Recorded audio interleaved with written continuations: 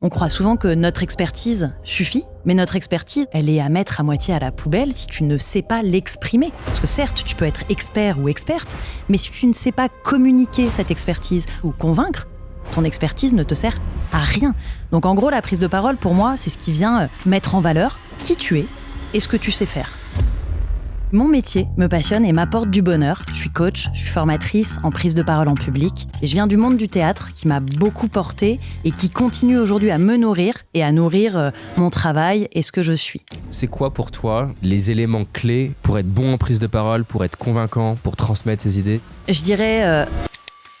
Vous êtes ici ce soir dans le cadre de l'opération Tous amis avec Sarkozy, où nous recevons des amis de gauche de Nicolas Sarkozy. J'apprends deux choses ce soir. Un, je suis de gauche. Deux, je suis pote avec ça. Ouais. Bernard, ce soir en P1, nous parlerons de vous, la vie, l'amour, la mort. Tapis hyper intéressant parce qu'en fait, le mec n'a pas du tout une prise de parole qui est lisse et polie. Lui, il laisse libre cours à sa singularité totalement. C'est ce qui a fait aussi son succès. Et il est bourré de tics du visage. Oui. Tu vois qu'il juge les questions de son interlocuteur. Oui. En fait, c'est tout Et ce il qu'on assume. déconseillerait à un orateur. Là, j'ai une conférence samedi. Comment tu me conseilles de structurer une intervention ? Je pense que ce que les gens ont envie de savoir, c'est pas qui tu es, mais c'est ce que tu vas leur apporter tout de suite. Si dans les 10 premières secondes de ton intervention, ils sont pas montés, encore une fois, dans ton véhicule, ils vont pas monter après. Toi, ton train, il va partir. Les 10 premières secondes, elles sont fondamentales. Donc avoir une accroche forte, quelque chose qui vient réunir et qui vient les impliquer tout de suite. En général, tes ressources de prise de parole, tu les mets très basses. Par contre, la dangerosité de la situation, de l'audience, de leur jugement, de l'enjeu, tu les mets hyper haut. Et c'est le gap qui existe entre ces deux niveaux qui crée l'état de stress. Donc l'idée, c'est de... Avant qu'on démarre l'épisode, sachez que vous êtes de plus en plus nombreux à nous écrire comme quoi les épisodes qu'on fait, ça vous aide et ça fait trop plaisir. Ce qui nous surprend, c'est que vous êtes 74% à suivre les épisodes et ça sans être abonné. Vous abonner, c'est le moyen gratuit et le plus simple de nous aider à produire des épisodes de plus en plus fous avec des invités délirants. Donc en tout cas, merci pour votre soutien et bon épisode. Bonjour, et Camille Valcan, et c'est parti. Qu'est-ce que j'ai besoin de savoir sur toi pour comprendre la femme que j'ai face à moi ? Ce que tu as besoin de savoir sur moi, d'abord, c'est que je suis très contente d'être ici. J'ai 39 ans, je m'appelle Camille, je suis parisienne. J'aime Paris et je déteste Paris à la fois. Ok. J'aime être là où je suis, ancrée, et en même temps, j'ai beaucoup besoin d'ailleurs. Ça, c'est un point hyper important. Ok. Je suis en quête de bonheur au quotidien, dans les toutes petites choses. Et ça, c'est quelque chose qui me nourrit beaucoup. Et mon métier me passionne et m'apporte du bonheur. Je suis coach, je suis formatrice en prise de parole en public. Et je viens du monde du théâtre qui m'a beaucoup portée et qui continue aujourd'hui à me nourrir et à nourrir mon travail et ce que je suis. Donc la communication, c'est vraiment le L'histoire de centre. ta vie. On peut dire ça, ouais. Comme pour tout le monde, mais particulièrement en tout cas. Mmh. Et tu disais dans des petites choses, c'est quoi les petites choses qui créent du bien-être dans ta vie ? Cuisiner et manger, ça Ok. peut paraître hyper bête, mais en fait, Non. je trouve que c'est ce que tu mets dans ton corps, ça a un lien direct avec ton énergie, avec ton esprit, ta vitalité, avec le plaisir, le goût.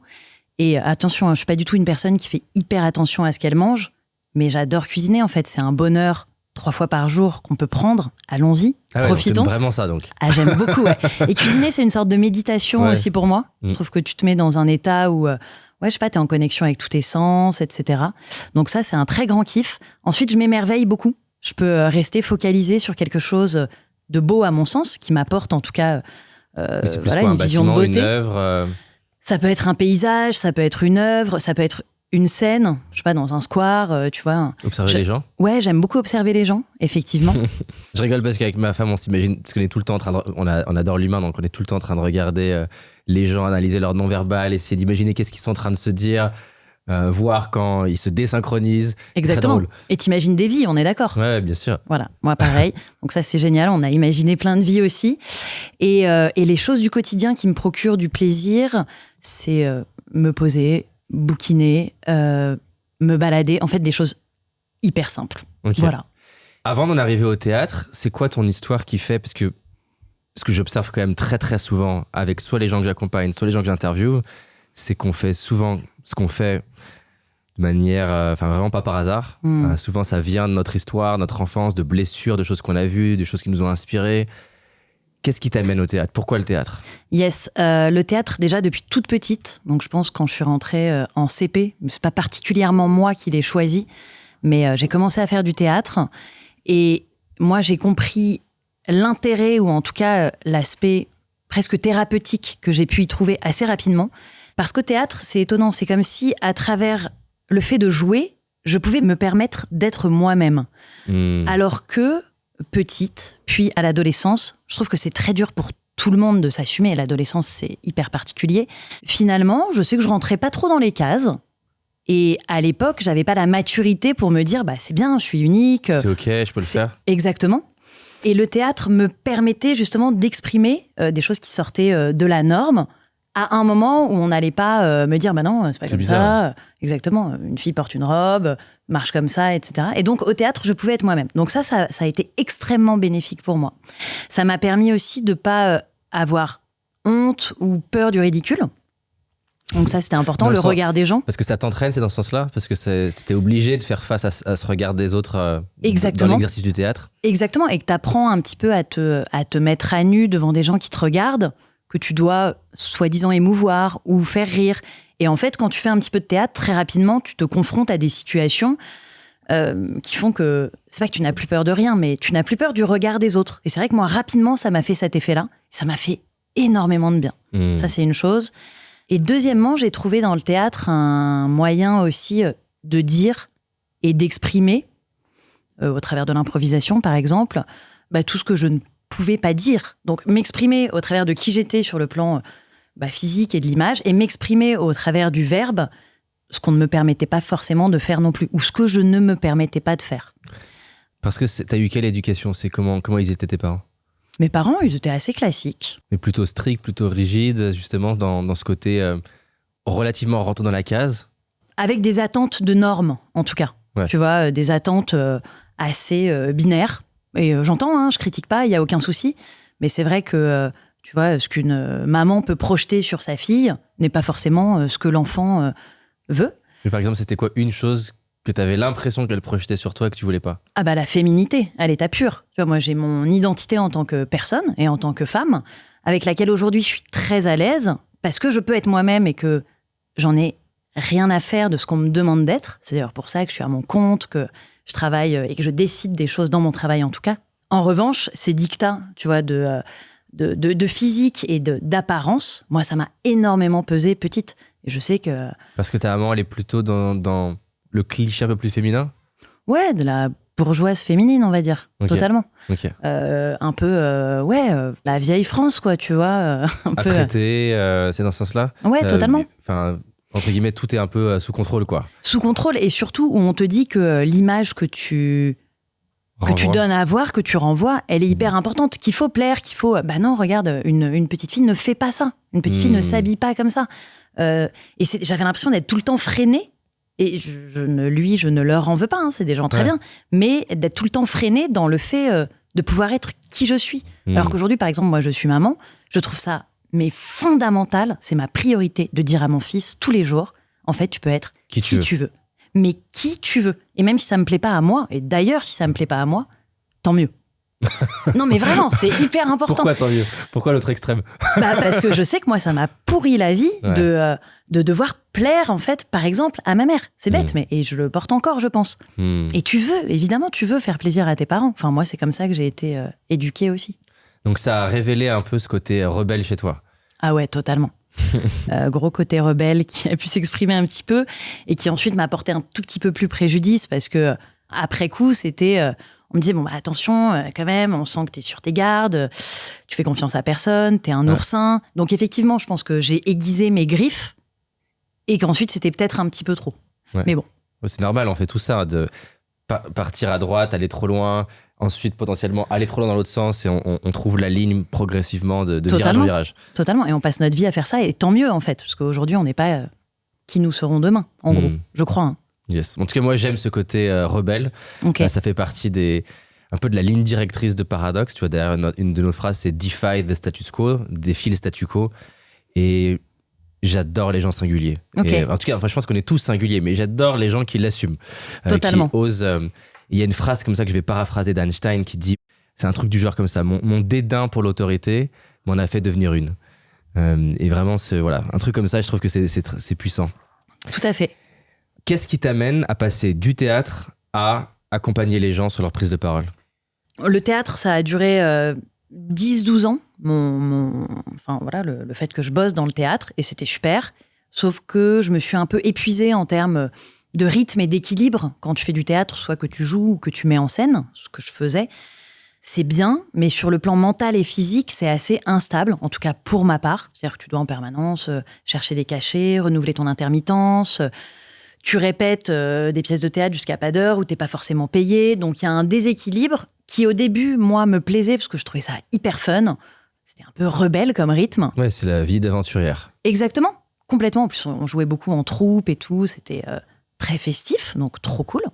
En revanche, il y a eu un moment où moi, ce rythme ne répondait plus à un espèce de cadre dont j'ai eu besoin. C'est bête, mais à partir de, je sais pas, peut-être 29-30 ans, j'ai eu envie, genre, de me sentir plus ancrée, de plus décider pour moi aussi. Parce que, en tant que comédienne, alors c'est très bien, mais quand on te met en scène, tu te laisses beaucoup diriger, quand même. Même si c'est toi ensuite qui incarne. Et je voulais beaucoup plus entreprendre. Donc ça, c'était hyper important, d'entreprendre. C'est bête, je savais pas trop ce que ça voulait dire à l'époque, mais j'avais envie, en fait, d'avoir une idée, de la concrétiser. Et puis, il y avait l'aspect financier qui m'intéressait beaucoup. J'ai pas honte de le dire, je trouve pas ça vulgaire, l'argent. J'avais envie, en fait, d'avoir un petit business qui fonctionne, de réussir à valoriser autrement que par l'intermittence du spectacle, qui est génial, il n'y a aucun souci. Enfin, c'est génial. C'est bien en France, je trouve que les comédiens pourraient aussi être mieux payés, c'est pas le sujet, mais moi, j'avais envie de pouvoir décider, en fait, de la valeur de mon travail. Voilà, ça, c'était important.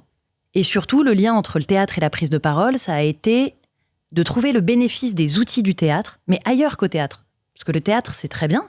Jouer sur scène, c'est très bien. Apprendre à avoir une bonne posture, un bon souffle, une bonne gestuelle de comédien, comédienne, pourquoi pas. Mais dans la vie, au quotidien, personne ne nous l'apprend. Alors qu'en fait, la plus grande scène, S-C-E-N-E, c'est bien la vie. C'est bien l'image qu'on montre aux autres, la parole qu'on énonce. Et ça, personne ne nous apprend à le faire.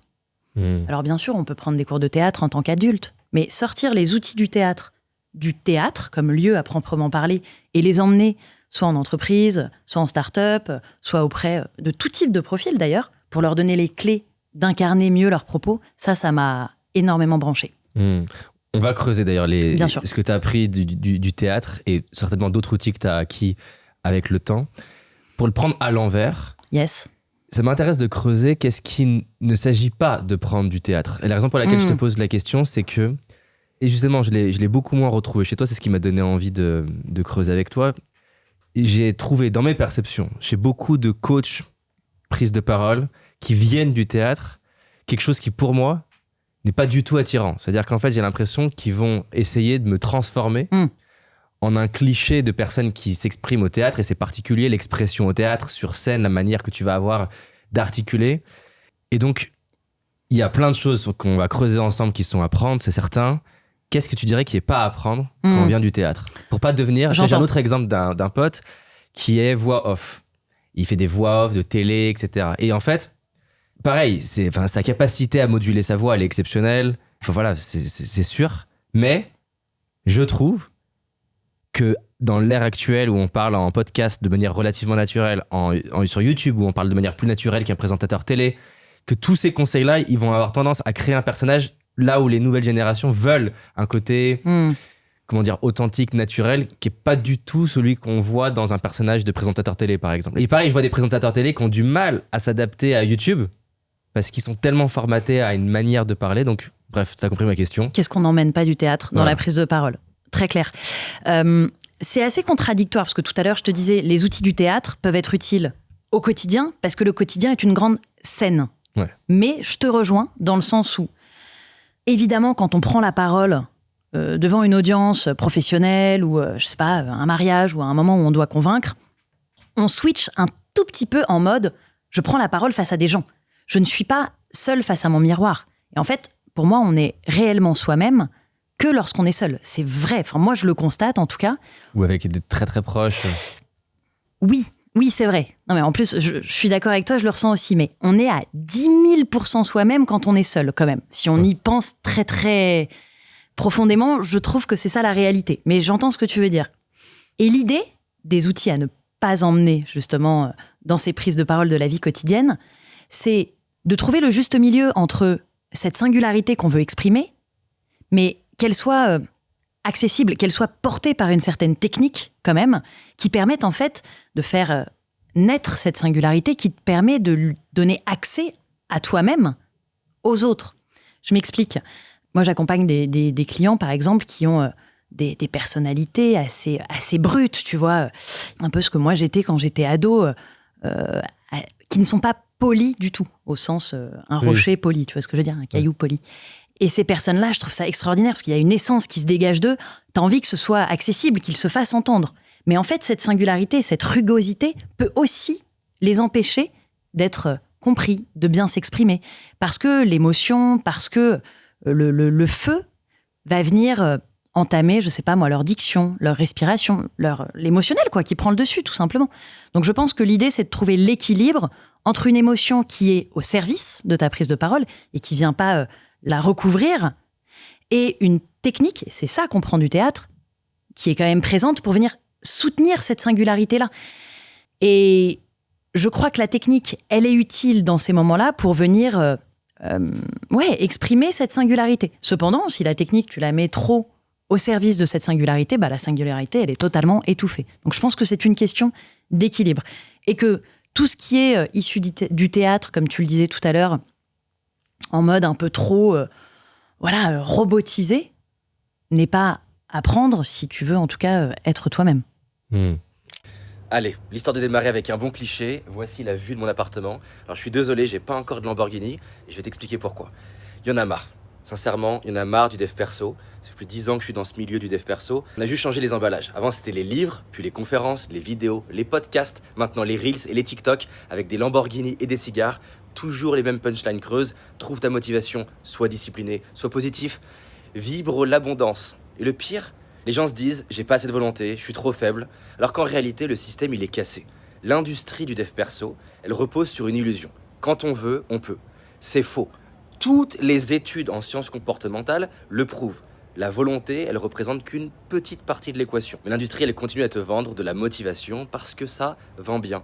Et franchement, ça me rend dingue. Parce qu'il y a des millions de gens qui veulent sincèrement changer, mais ils n'ont pas les bons outils.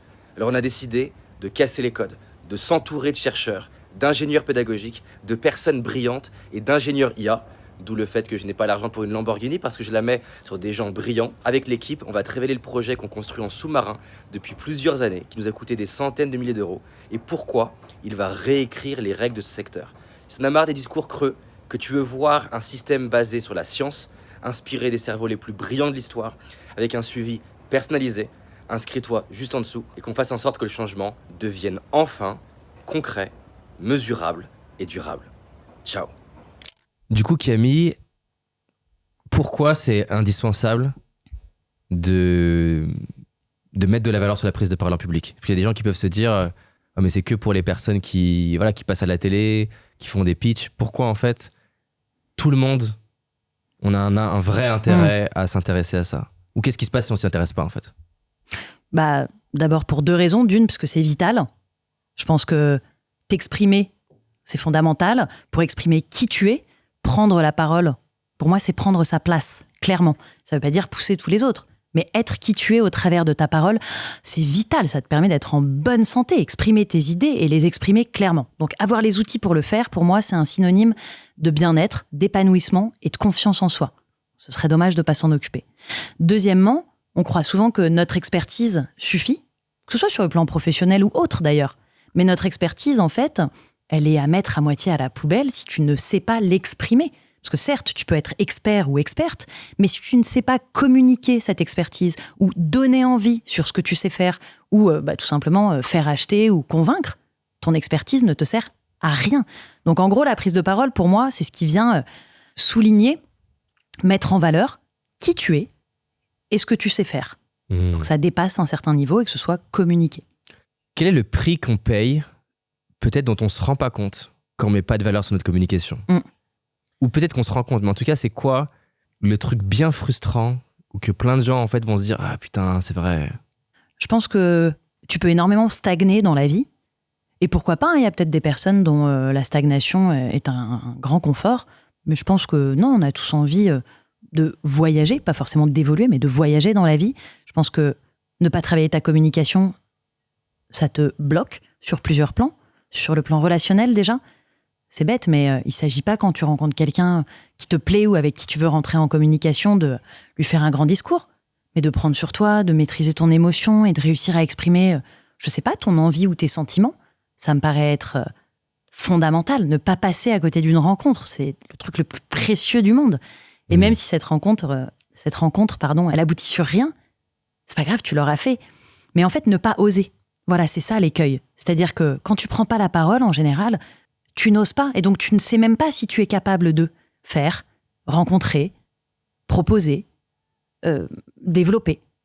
Pour moi, la parole, elle est attachée à toutes ces énergies-là, qui sont des énergies vitales de développement de soi vis-à-vis des autres. On n'est pas seul, on est avec les autres.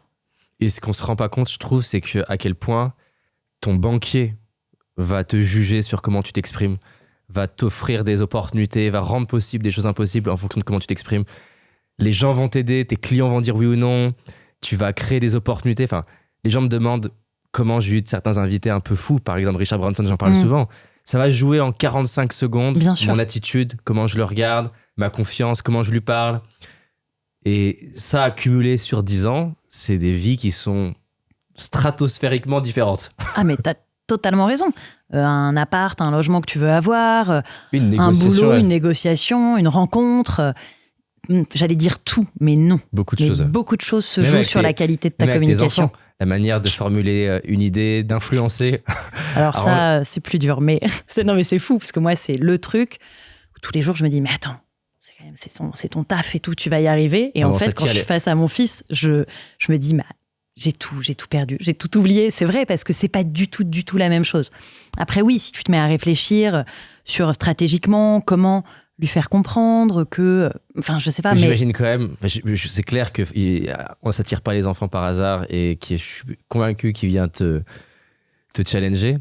Néanmoins, j'imagine qu'il y a des choses où tu t'en rends même pas compte toi-même, que tu as pu lui exprimer plus clairement, là où un autre parent n'aurait peut-être pas su articuler son idée. T'as raison. Alors, c'est pas mieux qu'un autre parent, mais t'as raison. Dans le sens pas forcément mieux dans le sens parentalité, mais pouvoir mieux exprimer son idée, parce que c'est plus facile pour toi de déjà passer de ce que je pense à formuler des mots.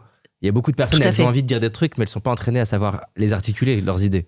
Tout à fait. Avoir les mots justes pour réussir à mettre à l'extérieur de toi ce que tu penses et ce qu'il y a à l'intérieur de toi. Et aussi, face à un enfant, c'est lui donner un espace. Justement, je sais que moi, ça m'aide aussi de savoir le faire parler. En fait, c'est peut-être ça pour moi le plus important. C'est pas moi comment je m'exprime avec lui, c'est lui donner les clés pour qu'il puisse s'exprimer. En fait, t'as le droit d'exprimer tes émotions, t'as le droit d'être qui tu es, etc. C'est quoi pour toi, si on part de manière générale déjà, les éléments clés pour être bon en prise de parole, pour être convaincant, pour transmettre ses idées? C'est quoi les 3-4 plus importantes déjà? Très vaste sujet. Je dirais avant tout être cohérent, être aligné avec ce que tu dis, ce qui n'est pas le cas tout le temps. Mais pour moi, ça, c'est la cerise sur le gâteau. C'est-à-dire que c'est l'élément principal. Si tu es en accord avec ce que tu dis, si on ne t'a pas obligé à mettre des mots en bouche, a priori, même si c'est imparfait, même si tu butes sur un mot, même si ta phrase est trop longue, à partir du moment où tu es animé par ton propos, je pense que tu peux avoir de l'impact, du charisme, chacun son terme. Ça, pour moi, c'est l'élément principal. Okay. Et limite, si tu as ça... Plein de choses en découlent. T'as le feu de la communication qui est là. Ok, ça c'est la première chose. La deuxième chose, c'est de rentrer en contact avec ton interlocuteur ou tes interlocuteurs, c'est-à-dire de te connecter. Là, par exemple, toi et moi, on se regarde. Moi, je sais que je vais beaucoup chercher mes mots ailleurs parce que mon esprit fonctionne comme ça, mais j'essaie en permanence de me connecter quand même. De revenir ? Ouais, totalement, de revenir. Le regard, c'est... Alors, dès qu'on commence à y penser, tu vois, c'est un peu bizarre. Ouais, de ouf. Le regard, c'est le premier vecteur de la communication pour moi. Et c'est ce qui permet vraiment de créer un fil entre la personne ou les personnes, si tu as plusieurs personnes qui t'écoutent, et que, en fait, les mots ou même l'énergie passent. C'est bête, mais tu as un canal qui passe entre la personne qui communique et la personne qui reçoit. Tu donnes un truc, l'autre reçoit. Donc, le fait de porter ton message, donc d'être convaincu par ce que tu dis. Deuxièmement, le regard, effectivement. Et troisièmement, ce qu'on disait tout à l'heure, un minimum de technique. Avec toutes les imperfections, c'est-à-dire chacun a des particularités de diction, par exemple. Aucun souci, il faut pas les gommer. Il faut juste essayer d'être audible. Du Donc, type, par exemple, ouais. ne pas parler à 300 à l'heure, comme je suis en train de le faire. Tu trouves C'est parce que je suis animée par ce que je dis. Chez moi, c'est plutôt bon signe. Mais je parle, j'ai plutôt un débit de parole accéléré, en effet. Et tu vois, dès que j'essaie d'y penser, j'essaie de me poser un petit peu plus, d'avoir une diction ralentir. plus sereine, de ralentir. Donc, bon, je dirais que les aspects techniques qui sont fondamentaux, c'est le débit de parole, Donc pas trop rapide, tu dirais? pas trop rapide, ou alors tu peux varier, hein, bien sûr, Oui. mais pas d'éviter toute monotonie. Donc, La fluctuation monotonie. de la voix. Exactement, en gros, si je te parle et que je suis monotone pendant 3 minutes, tu vas t'endormir, a priori c'est de l'hypnose à l'état pur. Et enfin, les silences, qui sont probablement la pépite de tes messages, en fait, qui en disent beaucoup plus que tes mots. Mais j'ai envie de te dire plein d'autres choses, donc non, il n'y en a pas que 3 des aspects techniques. Il y a toute la posture, la gestuelle, tout ce que tu inspires aussi en termes d'incarnation corporelle. Là, je suis trop gourmande, je pourrais t'en dire plein. On va en creuser plein. Par rapport au silence, Yes. pour toi, parce qu'on peut faire un silence avant une idée importante, Mhm. on peut le mettre après une idée importante. Pour toi, c'est quand les meilleurs moments pour mettre un silence? Ok. Je pense qu'effectivement, les deux sont fondamentaux. Avant une idée importante, ça vient créer l'écoute. En fait, un silence aimante l'attention de ton audience. D'ailleurs, il y a une petite légende urbaine qui raconte que, je vais dire des termes un peu abstraits, mais chez France Télécom, à l'époque, quand tu avais un problème avec ton téléphone chez toi, t'appelais les serveurs France Télécom et puis t'attendais à peu près 10-15 minutes au téléphone pour que une personne te réponde et règle ton problème au téléphone. Mais tu avais beaucoup d'attentes pour parler à quelqu'un chez France Télécom. Ok. Et donc, on raconte que en interne, chez France Télécom, un jour, le directeur a fait un grand séminaire et a réuni justement toutes ces personnes qui s'occupaient du service après-vente, en gros. J'ai des termes des années 60, on se comprend. Service client. Service client, merci. Il les a toutes réunies dans un amphithéâtre. Puis il est arrivé, il est monté sur scène. Tout le monde s'est tu. Genre, le boss allait parler. Et puis il a fait un silence de 9 minutes. Seul, sur scène, à les regarder. Puis comme c'était le boss, personne n'a rien dit. Et au bout de 9 minutes, il a dit « C'était long, hein ?» Eh bien, ces 9 minutes d'attente et de silence que vous venez de vivre, c'est à peu près le temps d'attente éprouvé par toutes les personnes qui essaient de nous joindre. Puissant. Assez puissant, bonne accroche, très bon début. C'est long, 9 minutes de C'est silence. hyper long. Il faut avoir de l'autorité pour faire tenir tout le monde dans une salle 9 minutes. Mais ce que je veux dire, c'est que là, lui, il a pris le pouvoir du silence à son paroxysme. Oui, un message sur 9 minutes, mais par contre, Les gens s'en souviendront toujours et les gens ont éprouvé, en fait, ce que les personnes qui cherchaient à les joindre ouais, c'est vraiment éprouvaient. show don't tell, quoi. Montre plutôt que... C'est exactement ça. Il a fait vivre racontes. l'expérience. Exactement. Donc, pour répondre à ta question, le silence d'avant attire l'attention, capte l'attention, mais un silence après une idée énoncée te permet de lui donner de l'importance, de la valoriser, et parce que la personne va réentendre ce que tu viens de dire dans le silence. Si moi je te dis un truc hyper important et que je fais un silence juste après, bah en fait c'est comme si j'allais l'ancrer 2 fois dans ton cerveau, doublement. Super intéressant. Tu as parlé juste avant, hein, tu m'as dit donc les 3 clés, le fait d'être aligné avec son discours. Le deuxième, c'était le regard. Ah oui, pour le regard, c'est ça. Je voulais creuser avec toi un truc. Donc moi, j'ai eu beaucoup de mal avec le regard. Je fuyais tout le temps des yeux tout le monde, mon père, mes parents, les gens, etc. Donc j'ai passé des mois d'entraînement à regarder les gens dans les yeux, à regarder ma caméra dans les yeux, entre guillemets. Donc aujourd'hui, je suis beaucoup plus à l'aise. Je peux rentrer dans une salle, regarder dans les yeux. J'ai toujours, tu vois, t'as dit un truc, ce truc de je vais chercher les idées à l'extérieur. Ouais. Donc je sais que moi, j'ai ça. C'est difficile d'arbitrer quand est-ce que je fais ça parce que c'est ma manière de processer ou quand est-ce que je fais ça parce que c'est encore un héritage de ce David timide complexé qui arrive pas à regarder dans les yeux. Et donc comment toi comment t'arbitres et qu'est-ce que tu conseilles aux personnes qui nous écoutent? Parce que à l'autre extrême, et il y a des études qui le disent, quand tu fais que regarder dans les yeux, tu peux être perçu comme un psychopathe. C'est un indicateur d'ailleurs de psychopathie. J'avais eu une interview avec un négociateur du RAID qui me disait que lui, il s'autorisait typiquement en négociation à ne pas faire que regarder dans les yeux parce que ça permettait aussi une forme de posture basse dans la négociation, annoncer son prix, pas forcément rester fixé. Donc je vois bien qu'il ne s'agit pas de ressembler à l'extrême qui fait que fixer. Aujourd'hui, en fait, vu que je suis beaucoup plus à l'aise, j'arrive plus à savoir est-ce que ça vaut le coup que je continue de m'entraîner à regarder plus Je comprends. ou en fait, non, m'autoriser. Mais vu que c'est un truc qui date de longtemps, je suis très conscient quand je regarde et quand je regarde pas.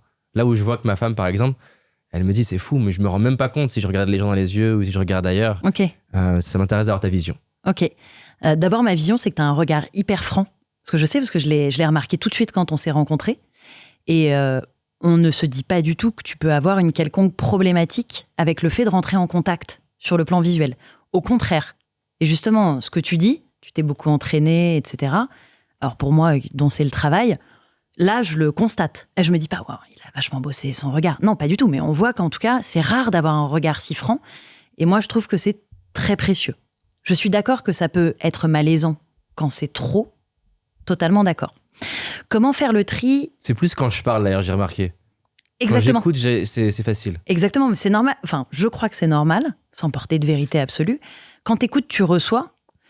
Tu vas pas chercher des trucs. Parce qu'en plus, c'est ton travail, t'es en écoute totalement active, t'es à 100% présent, etc. Et tant mieux, trop bien.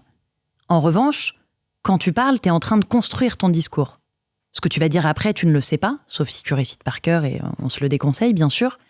Et quand tu vas chercher, et là je suis en train de le faire, du coup je suis hyper consciente de mes yeux. Non, pas du tout, parce que moi je le fais beaucoup. En fait, je pense que tu peux te permettre tout à fait d'aller chercher, et à partir du moment où tu dis quelque chose d'important ou quelque chose d'adressé, de revenir. De te réaxer. Quitte à faire le silence, justement. Exactement, c'est ce que j'allais te dire. Et appuyer tout ce que tu vas dire. C'est ce que j'allais te dire. En général, moi, c'est probablement plus dans les silences et les suspensions. Donc là, c'est un peu surfait, tu vois, parce qu'on en parle, donc hop. Et ensuite, j'adresse. Et c'est vrai que très souvent, c'est ça. C'est comme si j'allais prendre un peu d'air à côté. Je trouve mon idée et je l'adresse. Et c'est vrai que si tu dis quelque chose d'important, pour moi, il vaut mieux le dire en regardant la personne. Après, je comprends ton anecdote de la personne qui te disait qu'en annonçant un prix, elle regardait pas forcément dans les yeux. Elle regardait, mais après, elle lâche pour éviter l'attention. Ok. Et pour pas qu'il y ait d'attente ou d'envie de réponse Pour pas qu'il y ait ce sentiment un peu de domination. Ok, d'accord. Parce que là, on est en plus dans une forme de rapport à... C'est pour ça que c'est un petit peu au cas par cas. Te concernant, moi, j'aurais tendance à te dire que tout va bien parce que tu regardes les gens et pour moi, c'est le principal. Il vaut mieux regarder, voire regarder un petit peu trop, que d'avoir un regard fuyant qui, pour le coup, illustre beaucoup un malaise, une gêne ou une absence. Et je trouve que c'est fondamental parce que c'est une question de respect aussi. Quand tu regardes la personne à qui tu t'adresses, juste tu la considères. La personne sait que c'est à toi qu'elle parle. C'est assez désagréable quand t'as quelqu'un qui nous parle et qui nous regarde pas, ou à l'inverse, on lui parle et il nous regarde pas. Exactement. On se sent pas important à ses yeux, quoi. Pas important, et puis effectivement, à qui la personne s'adresse, c'est vrai qu'au bout de 15 secondes, si la personne te regarde pas, c'est un peu particulier. Et le message, il passe pas, clairement, si tu ne regardes pas la personne. Donc je dirais que c'est au cas par cas, en fonction du rapport que la personne a au regard. Que si ça met la personne qui communique trop mal à l'aise, si ça la met trop mal à l'aise de beaucoup regarder l'autre, tranquille, elle peut prendre des moments de suspension, d'aération, mais quand même un minimum de respect et de connexion. Alors tiens, c'est intéressant, une question qui est beaucoup posée par rapport à la prise de parole, c'est assez fascinant comment c'est dans le top 3 des peurs de l'humain de parler en public. Ça fout la trouille à plein de gens. Comment être plus à l'aise selon toi quand on a une prise de parole en public à faire, une réunion, un TED, un live, j'en sais rien. De manière générale, comment être plus à l'aise ? Ouais, vaste question. Plus à l'aise vraiment dans le côté stress. Ok. Alors, on va essayer d'axer sur quelques points principaux. Le premier, c'est d'être préparé, mais pas trop. D'être préparé dans un juste milieu. C'est-à-dire que si tu es assez préparé, tu viens minimiser la zone d'inconnu de ce qui va se passer. Parce que tu connais ton message, tu sais par quoi tu vas commencer, tu connais l'ordre de tes idées.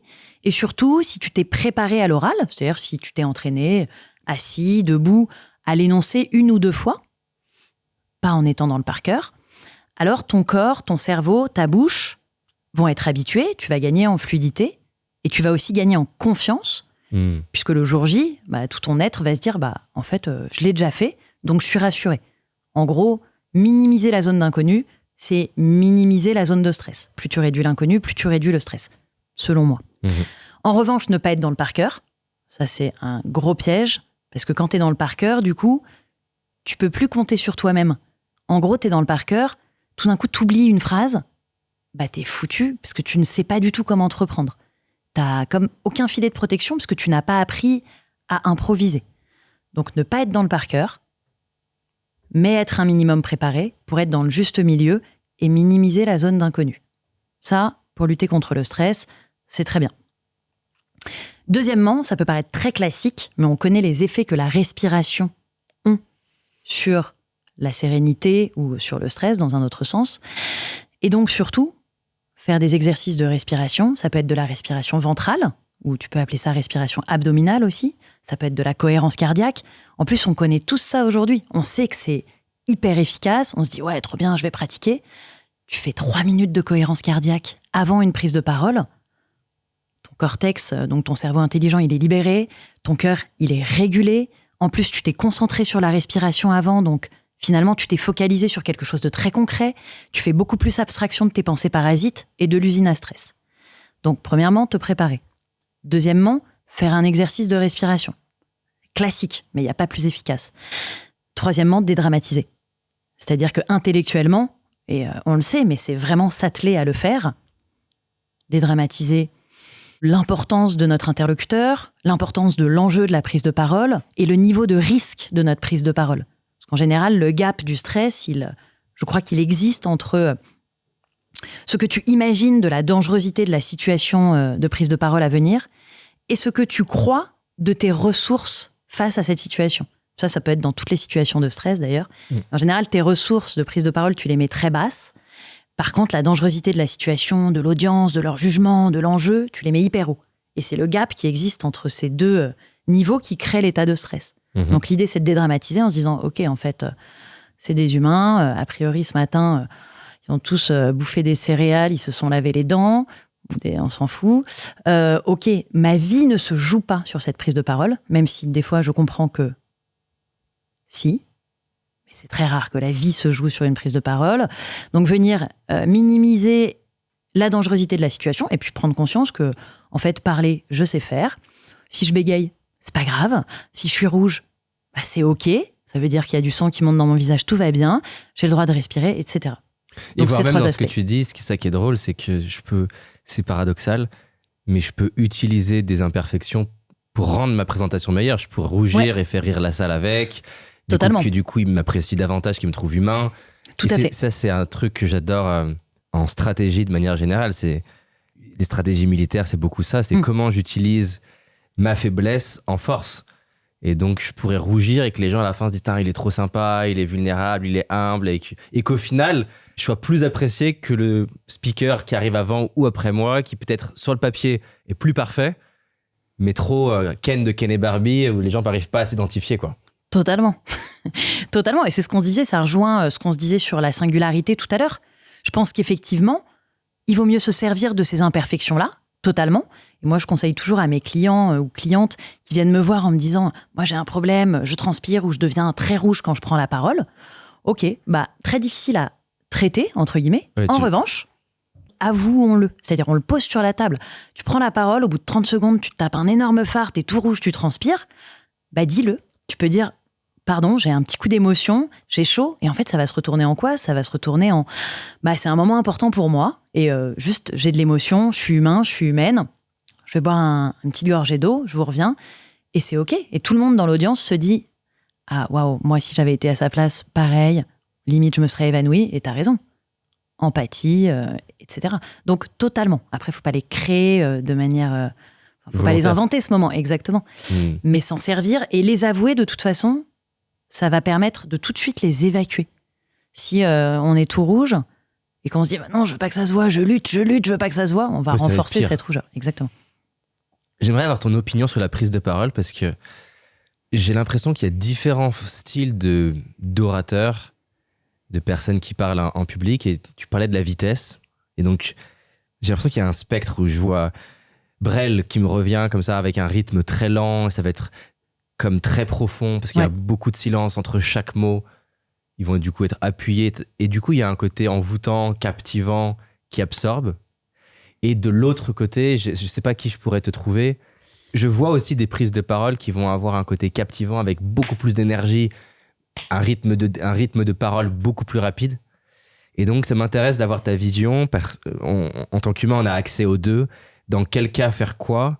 Clairement, j'arrive à voir que quelqu'un qui démarre lentement, accéléré, elle ferait un genre de climax à la fin de sa présentation, pourrait créer un effet fort émotionnellement. On a un petit peu ça avec I Have a Dream de Martin Luther King, où c'est lent, redondant. et à un moment donné, ça s'accélère et donc ça prend.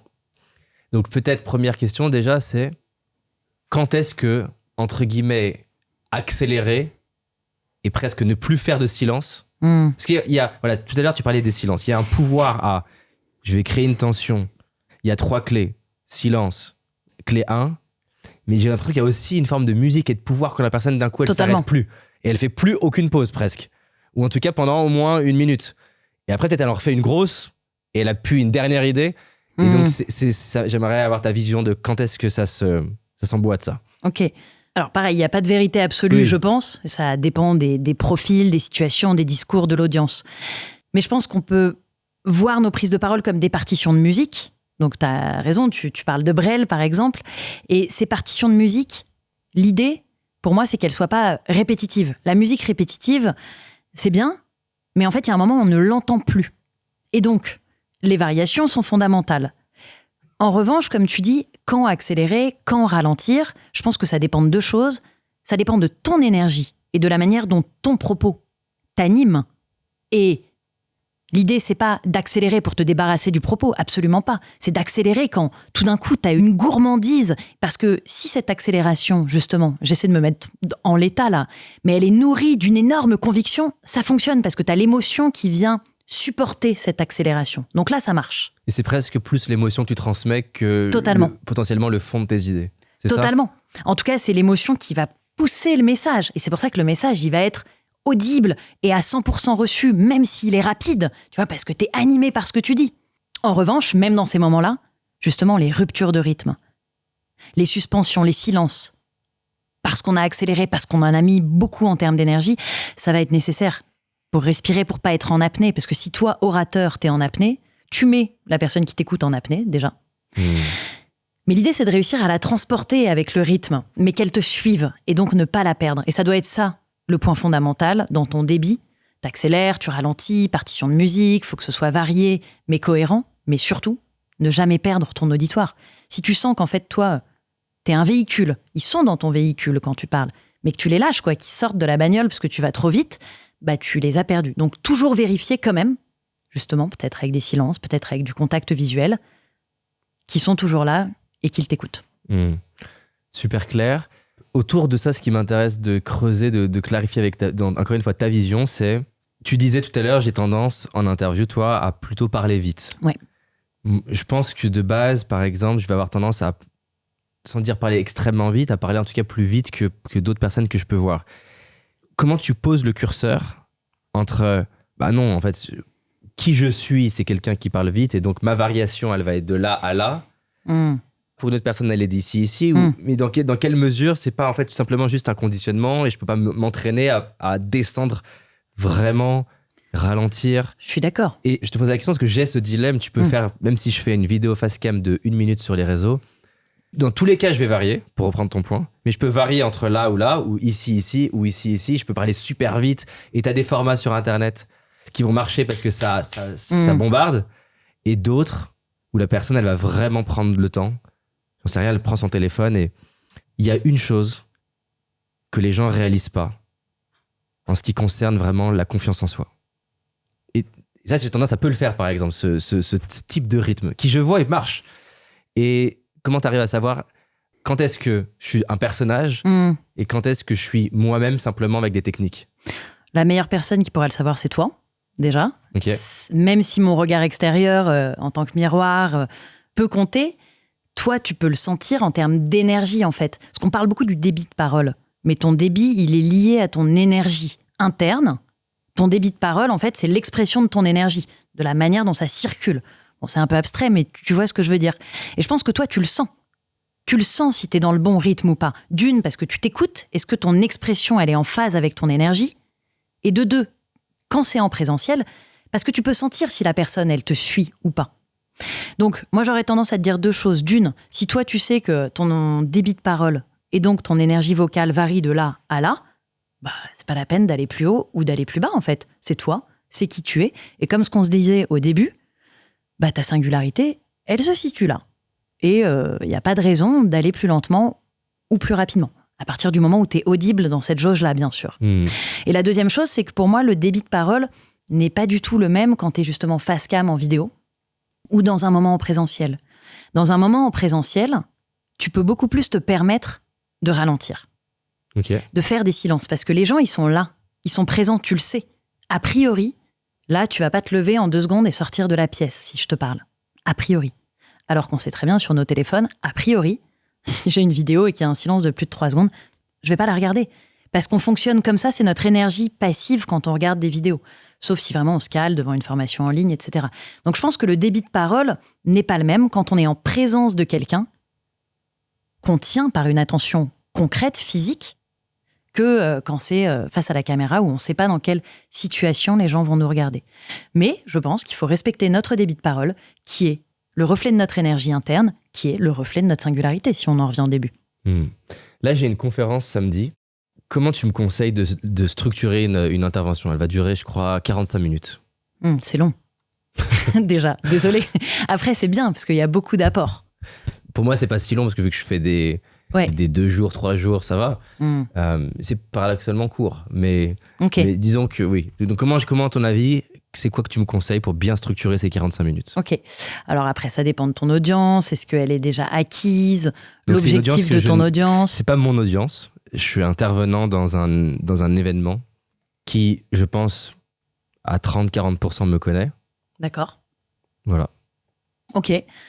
Alors moi, j'ai toujours tendance à conseiller d'avoir une accroche forte, qui est une accroche qui ne te concerne pas toi qui parle, mais qui est une accroche qui va venir capter l'attention des gens qui sont là.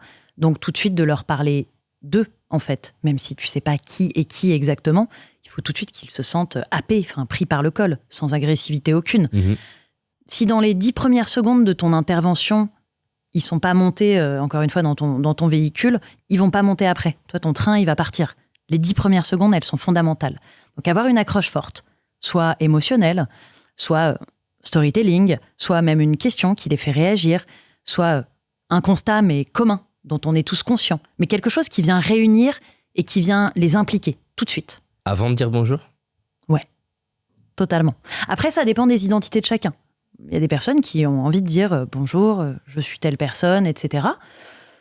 Si la personne est plus à l'aise comme ça, c'est très important que l'orateur, l'oratrice soit confortable. Mais je pense que ce que les gens ont envie de savoir, c'est pas qui tu es, mais c'est ce que tu vas leur apporter tout de suite. Donc tu aurais tendance de base, sauf si la personne vraiment elle y est attachée, à éliminer le « salut tout le monde, ça me fait plaisir d'être là, je suis content ». Totalement. Totalement, parce que ces 10 premières secondes, elles sont extrêmement précieuses. Ils sont centrés sur moi. Et là, elles seraient centrées sur toi. Et que tu sois content, c'est bien. Mais ils s'en foutent, en fait. Eux, ce qu'ils veulent, c'est être contents, eux. Non, mais c'est vrai. Oui, après, c'est un peu cliché. On le voit beaucoup. L'orateur qui a une énorme accroche et au bout d'une minute dit « En fait, je suis Camille Valcan. » Et hein, parce que ça y est, la personne a capté l'attention et ensuite, elle peut se présenter.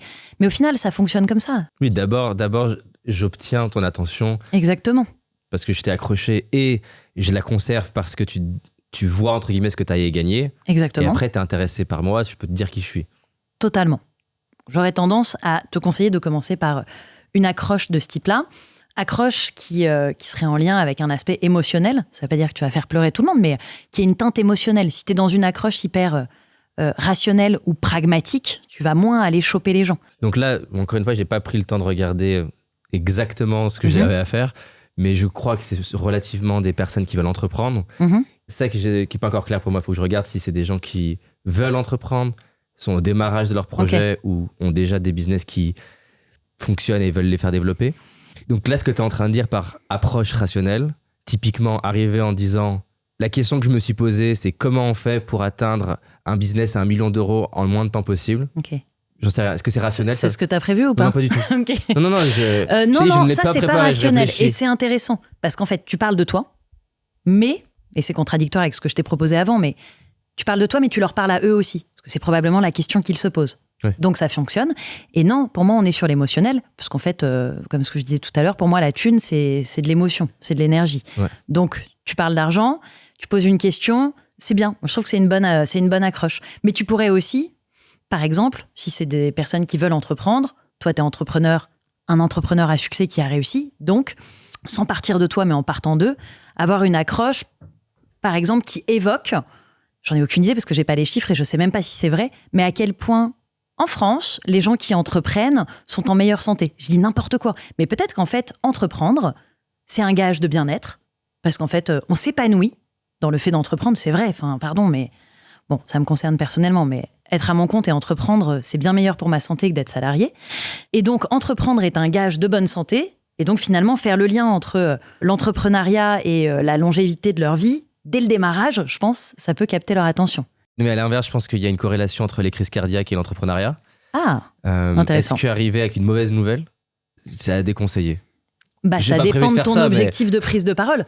Si mon thème c'est le stress, par exemple, la gestion du stress. Par exemple, mais si ton but c'est de les booster à entreprendre, tu vas pas leur dire qu'entreprendre c'est synonyme de mort. Parce que dans ces cas-là, je pense que tu n'accèdes pas à l'objectif de ta prise de parole. Par contre, effectivement, si tu fais une prise de parole sur le stress et que tu commences par ça, oui, pourquoi pas. Okay. En fait, à partir du moment où on est dans l'émotionnel, que ce soit alarmiste, que ce soit que ça donne envie, que ce soit quelque chose, voilà, ce qu'on appelle des chiffres chauds, des chiffres émotionnels, ça fonctionne très bien. Sans être trop dans le cliché de commencer ces prises de parole. Et désolé si tu le fais, je le fais aussi souvent, mais alors, parmi vous, combien de personnes et hop, ils lèvent tous la main. Et c'est très bien parce que ça implique, c'est une question et tout le monde s'engage tout de suite dans la conférence. Mais c'est très fait, quoi. On le voit beaucoup. Donc moi, j'aurais tendance à essayer d'avoir un début très accrocheur, très punchy, axé sur eux, mais qui soit pas redondant de ce qu'on entend quand même beaucoup. Ok. Et quand tu disais une histoire, dans le cadre d'une accroche, une histoire qui peut durer combien de temps au maximum, tu penses, sur une intervention de 45 minutes? Je sais pas, je dirais 1 minute, 1 minute 30. Ouais, donc, si ton histoire, elle est bien. On n'est pas sur une grosse histoire de 4 minutes, quoi. Selon toi, en tout cas. Si t'as une histoire extraordinaire, pourquoi pas? Mais non, je pense qu'il faut rapidement que cette histoire, elle soit au service en fait de ta conférence, de leur message et de la raison de leur présence. Mais une histoire pourrait être, j'en sais rien, la semaine dernière, j'ai vu tel documentaire sur Beckham et ça m'a créé un déclic sur tel thème par rapport à vous. Bref, je ne sais pas comment l'articuler, mais ça pourrait être ça, par exemple, une histoire. Quelque chose qui s'est passé il n'y a pas longtemps et qui est en lien avec ce que je vais leur partager. Ouais, totalement. Ok. Ouais, c'est possible. Ok. Et quand tu dis soulever des questions, c'est des questions du type comment faire X? Tu veux dire quand je conseille de commencer par une question? Ouais, c'est un pourquoi, tel truc. Non, en général, c'est des questions fermées. C'est des questions où les gens vont pas répondre, si tu veux. C'est des questions qui parmi vous a déjà. C'est des questions où ils vont, en un quart de seconde, y répondre. C'est pas pour enclencher une grande pensée. C'est pas pour qu'ils décrochent du fil conducteur de ta conférence. C'est pour qu'à l'inverse, bam bam, ils répondent dans leur tête. A priori, ils vont tous avoir la même réponse. Et qu'en fait, tu les embarques avec ça après. Donc, c'est une question fermée plutôt. Donc, du type, est-ce que ça vous est déjà arrivé de vivre telle chose? Et exactement. Dans ces cas-là, tu en enchaînerais plusieurs? Tu peux enchaîner un triptyque de questions, pas plus, parce qu'ensuite, plus de 3 questions, ça se noie.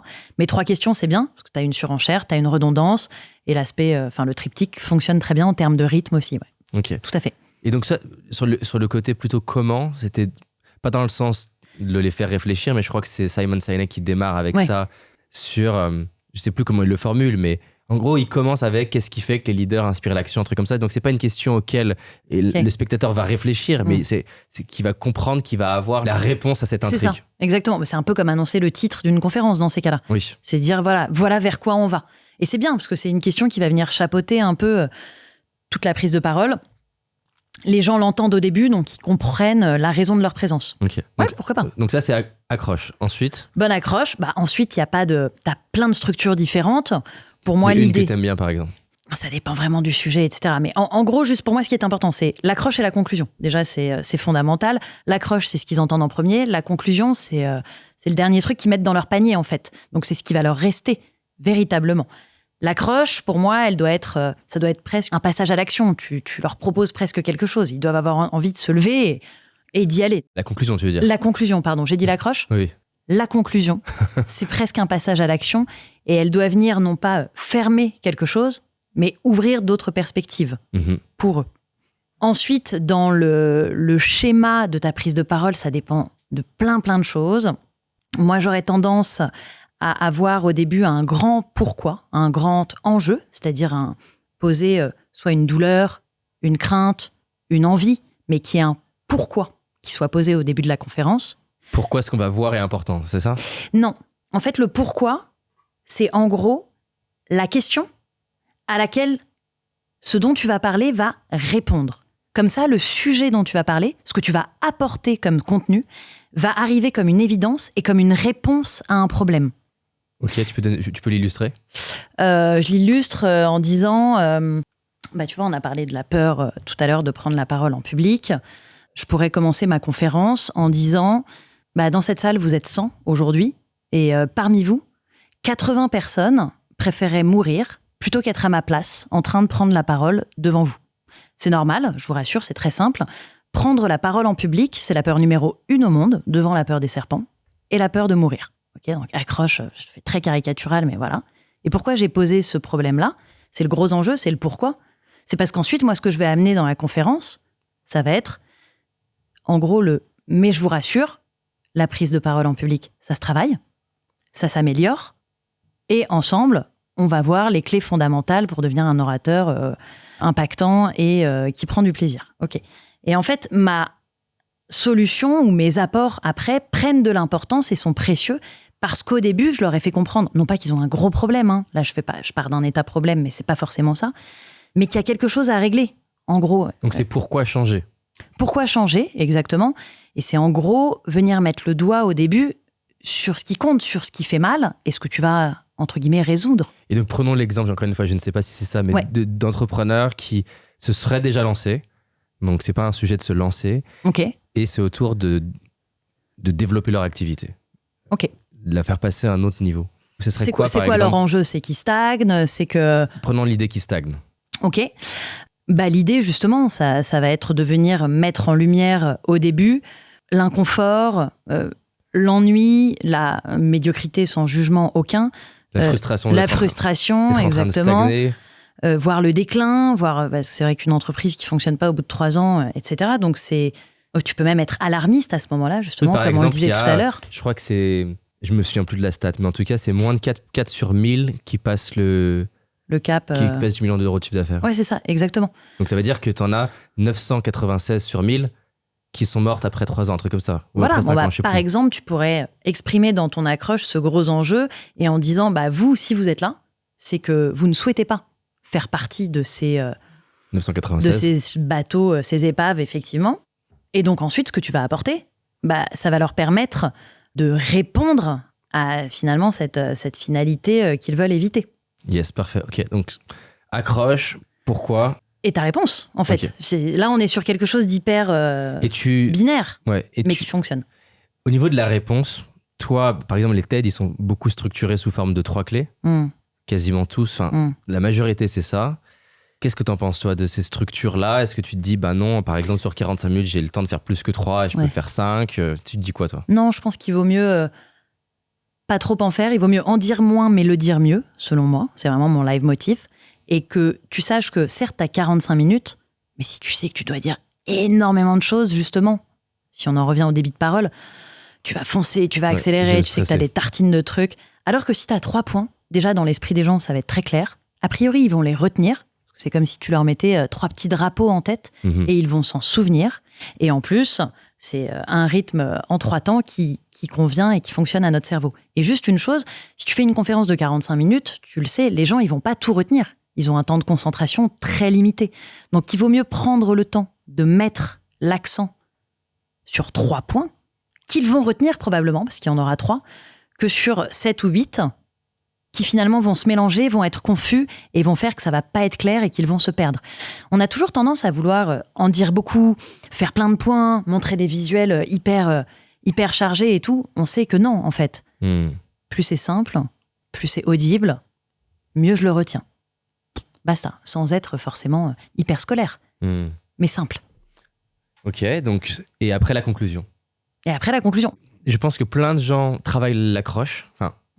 Plein de gens ne travaillent pas, mais je pense que parmi les gens qui travaillent leur présentation, ils se concentrent sur l'accroche parce qu'il y a ce côté stress d'arriver. Ouais. Et donc, je veux être préparé, je veux savoir ce que je vais dire. Je pense que la conclusion, elle est plus souvent pas considérée. Mhm. Je sais pas si c'est ce que tu Si, je observes. suis d'accord. Et donc, c'est quoi qui fait une bonne conclusion? Alors, une bonne conclusion, moi, je dirais que tu peux, c'est basique, mais récapituler, par exemple, tes 3 points, mais juste en 3 mots ou en 3 phrases, pour venir au cas où mettre le dernier petit coup de marteau sur tes 3 idées, pour être sûr qu'ils repartent bien avec.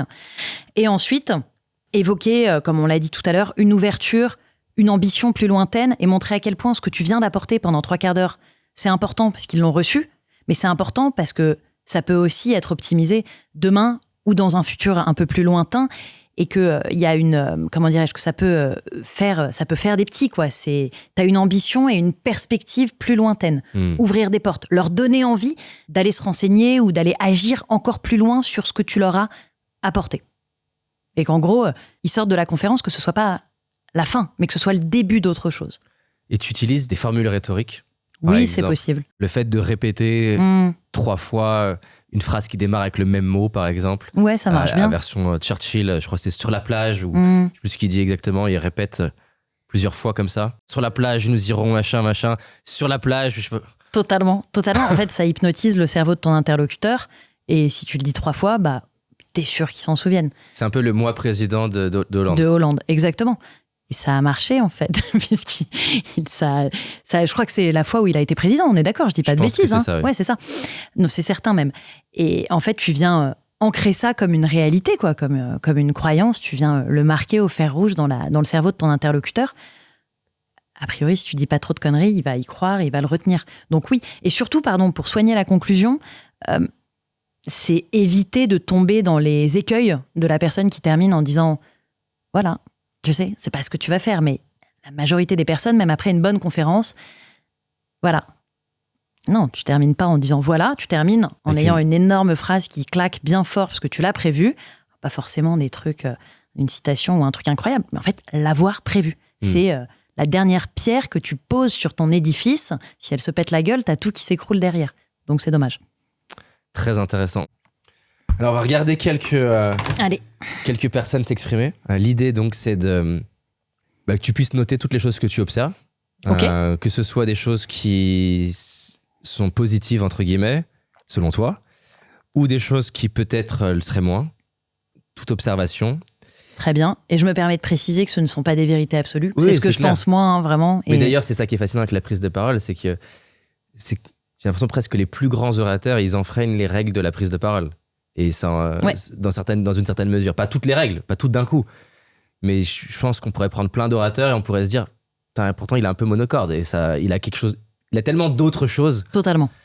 J'en sais rien, j'imagine qu'on pourrait facilement se dire, cette personne-là, elle n'utilise pas ses mains et pour autant, j'en sais rien, par exemple, ça n'a rien à voir, mais Paul Mirabel, l'humoriste, il utilise tellement le cliché d'être le mec mal dans sa peau que ça en devient hyper captivant, par exemple. Il joue, totalement. Mais il y a aussi des écueils à ça. Mais je suis totalement d'accord. À la base, tu le kiffes et tu peux regarder pendant 2 heures parce que c'est un piqué et qui te fait quand même vachement rire et tu comprends pas parce qu'il se passe rien sur lui. Et tout ce qui sort de sa bouche est drôle. Donc oui, je suis d'accord. Après, pour le coup, le texte et la fluctuation de la voix est très travaillé. Ouais. Et c'est le contraste d'ailleurs qui, je pense, marche bien entre quelqu'un qui, si tu regardes là, fait à l'aise et tout le reste du corps ne l'est pas. Exactement. Et puis de telles histoires ou de telles vulgarités qui sortent de sa bouche alors qu'à la base on se dit qu'il est coincé. C'est le contraste est marrant. Donc j'ai choisi de commencer avec Bernard Tapie, que j'ai eu la chance de rencontrer. Il m'a mis un gros vent parce que je lui ai proposé une interview il y a 13-14 ans. C'est vrai ? Ouais. Ok. Donc j'avais envie. Il t'a dit non ? Il m'a dit non. Il m'a dit 3 fois non parce que je me suis mis 3 fois devant lui.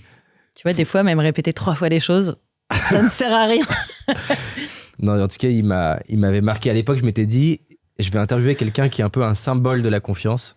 Ouais. Et on m'avait dit, Bernard Tapie, ça peut être pas mal. Et j'étais parti à Paris, j'ai habité à Lyon pour le rencontrer. Bernard, bonsoir. Très heureux de vous accueillir. Vous êtes ici ce soir dans le cadre de l'opération Tous amis avec Sarkozy, où nous recevons des amis de gauche de Nicolas Sarkozy. La semaine dernière, Dominique Farrugia. La semaine prochaine, Éric Besson. J'apprends 2 choses ce soir. 1, je suis de gauche. 2, je suis pote avec Sarkozy. Ouais, là, vous étiez au Parti radical de gauche, quand même. Non, j'ai jamais fait partie du parti, mais je les ai soutenus beaucoup. Ouais. Vous êtes de quoi, alors, de gauche ou de droite ? Mais je suis de nulle part, je suis au-dessus de ça, moi. Oui, d'accord, Bernard Tapie. Alors, Bernard, ce soir en P1, nous parlerons de vous, la vie, l'amour, la mort, et du Oscar, la pièce que vous interprétez. Tu me dis à quoi tu veux intervenir. Tu m'époses directement si tu veux. Allez. Dire. En compagnie de... On a un petit peu de matière déjà. Tapie, hyper intéressant, parce qu'en fait, le mec n'a pas du tout une prise de parole qui est lisse et polie. On parlait de singularité. Lui, il laisse libre cours à sa singularité totalement. C'est ce qui a fait aussi son succès. Et il est bourré de tics du visage. Je sais pas si tu vois. En fait, tu vois qu'il juge les questions de son interlocuteur. Oui. En fait, c'est tout Il ce qu'on assume. déconseillerait à un orateur.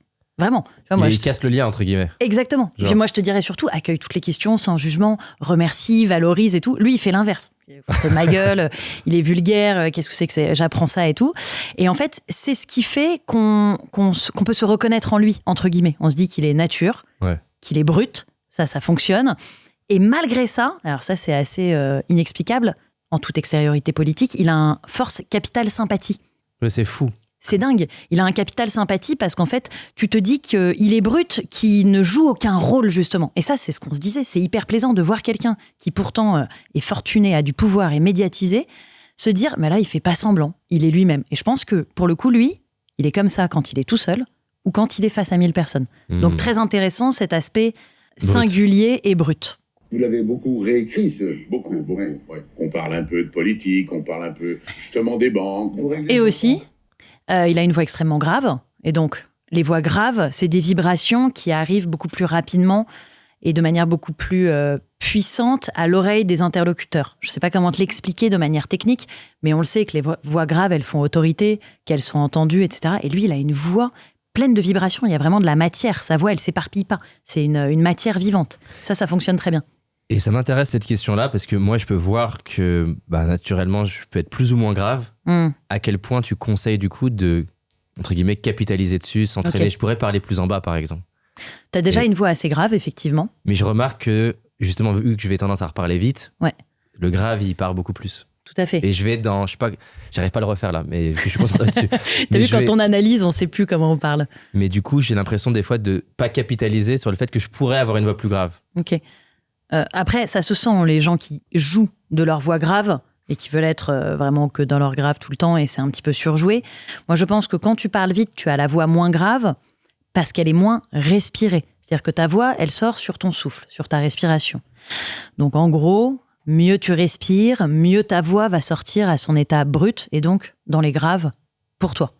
Donc, effectivement, si tu veux que ta voix, elle soit plus dans les graves, il faut que tu ralentisses et il faut que tu t'oxygènes un petit peu plus. Parce que dans ces cas-là, ton larynx, il est plus détendu, il y a plus d'air qui passe dans ta gorge et la voix, elle se crée quand l'air rencontre les cordes vocales. Et donc ta vraie voix grave, ta voix singulière, ta signature vocale, c'est quand ton larynx est détendu et que tu as beaucoup d'air qui arrive, qu'elle va être bien portée et développée.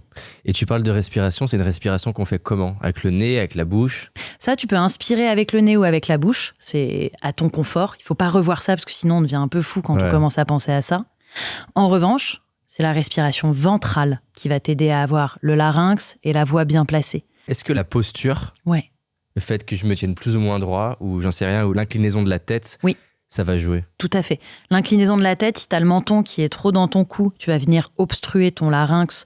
Donc, il vaut mieux regarder devant soi, avoir le larynx dégagé. Okay. Et ensuite, l'idée, c'est bête, ça se joue aussi au sol, d'avoir les pieds bien ancrés dans le sol. Parce qu'en fait, même ce qui ne se voit pas s'entend. Les pieds dans le sol, c'est ton ancrage, c'est ta solidité, tes appuis, ton enracinement. Et cette solidité-là, corporelle, elle va se sentir dans ta voix aussi. Donc l'ancrage, il est important. Okay. Et ensuite, une verticalité, une ouverture un petit peu des épaules, de manière à pas avoir le buste complètement chargé comme ça et qui vient contracter les poumons, pour qu'en fait, tu puisses respirer, que tes poumons, ils se gorgent d'air et qu'ils puissent prendre encore plus de place, ça, puisque la respiration ventrale, je vous invite à vous renseigner, ça permet d'avoir plus de place libre pour les poumons et que les poumons puissent vraiment se gorger comme des éponges. Et ensuite, la respiration ventrale, c'est un effet catapulte qui fait que ton air, il est projeté quand tu parles. Et parce que ton air, il est projeté, ta voix, elle l'est aussi. Elle est portée. Et elle est bien placée. Donc, travailler la respiration ventrale pour avoir une voix mieux placée. Ton timbre de voix, tu peux pas le changer. Sauf prise d'hormones ou opération. Mais ton timbre de voix au naturel, tu peux pas le changer. En revanche, tu peux modifier tout ce dont on a parlé. Le débit, les variations, les silences, la respiration. Mais le timbre, c'est ta signature vocale. L'idée, c'est d'essayer de l'aimer et de l'assumer. Oui, et d'ailleurs, il y a plein de personnes qui n'ont pas des voix de base qu'on pourrait considérer Comme attractive, comme ouais. celle de Tapi. Je ne sais pas, Lucchini, Oui. J'ai pas l'impression qu'il ait une voix exceptionnelle de Une base. voix nasillarde. Mais pour autant, t'as tout le personnage qui le rend charismatique donc quand il s'exprime, quoi. Exactement, il en joue. Après, c'est clivant. Il y a des gens qui détestent sa détestent manière de ça, parler, ouais. etc. Avec Charles ça n'a Amédée rien à de voir. Courson. Ouais, non, personne ne le connaît, ce con. Alors, ça vous procure quoi? La vulgarité, ça marche. Vous jouiez la comédie là ou c'était sincère? Un jour, un journaliste Oui. en Bretagne écrit sur un type des trucs assez durs, quoi, pas très sympa. Bon, bref, le mec porte plainte en diffamation. Ouais. Le titre, c'était Monsieur Machin, le tapis breton. Ouais. Ah oui, d'accord. Et il a été condamné, le journaliste, à 50 000 balles d'amende pour avoir été traité de tapis, qui était une injure publique. Donc, quand ton nom est prononcé et que ça génère une injure publique qui condamne le journaliste qui t'appelle comme ça fait quand même quelque chose. Ah Quoi. ben, je te confirme, ouais. Voilà. Deux choses. Après, là, c'est dans la construction du discours, même si lui, il ne l'avait pas prévu. Raconter une anecdote très précise, comme il le fait, ça capte l'attention et ça marche. Donc ça, c'est très bien. Et alors, je conseille pas d'être vulgaire, mais il s'avère que là, sa vulgarité à lui, elle fonctionne. Ça peut déplaire, mais la vulgarité fait qu'en fait, t'es happé. Tu captes l'attention. Ouais, t'écoutes tout de suite. Et aussi, Tapi, je pense que ça me fait réfléchir. Je crois qu'il a très rarement été stressé de prendre la parole face à une audience. Je pense que le mec, il a un niveau d'émotion négative, en tout cas, ou qui va à l'encontre de son propos, au niveau de 0. Ouais, donc il est chill, quoi. Il est confiant. Ben, je m'en fous. Vous êtes extrêmement segmentant. Mais tout le monde, toi aussi. Ouais, Ah non, ouais. vous quand même plus que moi. Non, toi plus que moi. Mais c'est ça. Et je pense qu'il y a une leçon à retenir de Tapi, c'est que, et il le dit, je m'en fous. Je pense qu'il s'en fout, mais totalement du regard des autres. Alors oui, il veut plaire, il veut que ça fonctionne, etc. Mais en fait, sur le moment, la manière dont on le voit, il s'en fout. Il sait qu'il clive, mais qu'il plaît aussi beaucoup. Et donc, dans quel cas tu conseillerais à un de tes clients d'aller vers ça? D'aller vers du Tapi, jamais. Non, c'est pas ça. D'aller C'est qu'en vers fait, du côté un peu plus clivant, un peu plus pouvoir provoquer, si c'est sa personnalité, oui. et Si pas le- si elle n'est pas de base. Non, parce que si la personne n'est pas en phase ou à l'aise avec cet aspect rentre-dedans, ça va être pire que tout, en Ouais, fait. elle va mal le faire. Totalement. On se disait tout à l'heure être singulier. Si tu joues un rôle et tu dis vas-y, je vais mettre un peu de tapis là dans ma prise de parole, non. Alors. Bah tiens, on va voir une autre plus tard, je crois. Mais n'empêche. Ouais. Et c'était quoi le thème? C'était de leur dire, bon, vous n'avez peut-être pas eu le bol quand vous êtes né avec une cuillère d'argent dans la bouche, mais vous n'êtes pas pour autant éliminé de la course. La course, c'est quoi? L'ambition, c'est quoi? C'est pas de faire... Là, si on est plus sur la fluctuation de la voix, tu notes quoi, par exemple? Il a la voix moins grave. Oui, bah, d'ailleurs, je pense que c'est aussi son état de santé là qui Ouais, l'impacte. tout à fait. Mais même, il n'est pas positionné de la même manière et c'est pas le même type de plateau. Déjà, il n'est pas avec Ardisson. Avec Ardisson, tu sais que tu as beaucoup de punchline, de ping-pong, tu peux te permettre d'être vulgaire. Là, il n'est pas sapé de la même manière et il est installé, il est beaucoup moins vautré dans son fauteuil, il est beaucoup moins provoque. Là, il est plus classique, tu vois, quand même. Ouais, c'est clair. Pour autant, il a une bonne gestuelle, la construction de son message est très claire, tu sens que c'est facile pour lui, il regarde son interlocuteur, il est toujours très bon. Mais il est moins à un extrême, je trouve. Et dans la modulation de sa voix, tu notes quoi?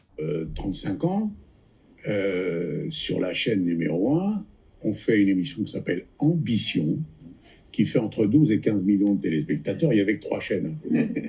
Mais n'empêche, et c'était quoi le thème? C'était de leur dire... Ouais. Bon, vous avez peut-être... Alors, pour autant, il y a plein d'imperfections, Oui. on s'en fiche, il y a des etc.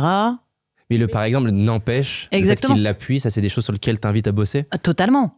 Venir comme une partition de musique, appuyer sur certains mots pour éviter d'être dans la monotonie, pour récupérer l'attention de ton interlocuteur. Il pose des questions aussi. C'est très bien. Ça met des variations d'intonation qui sont très pertinentes. Stable, être inscrit à tel ou tel... Donc, ça coûte cher, donc il n'y a pratiquement plus la possibilité d'être heureux sans moyens. Bon, il est moins bon qu'avant, moi, je trouve quand même. C'est-à-dire, tu sens, il va moins au bout de ses phrases. Oui, il est plus fatigué là. Ouais, mais ça, évidemment, je reproche à personne. Mais c'est moins un boxeur des mots, quoi. Ah bah tiens, on va voir ce que la société en mode interview, au meilleur de sa forme, on dirait. Allez. ce que la société à Ivry faisait, tout en se faisant concurrence à eux-mêmes.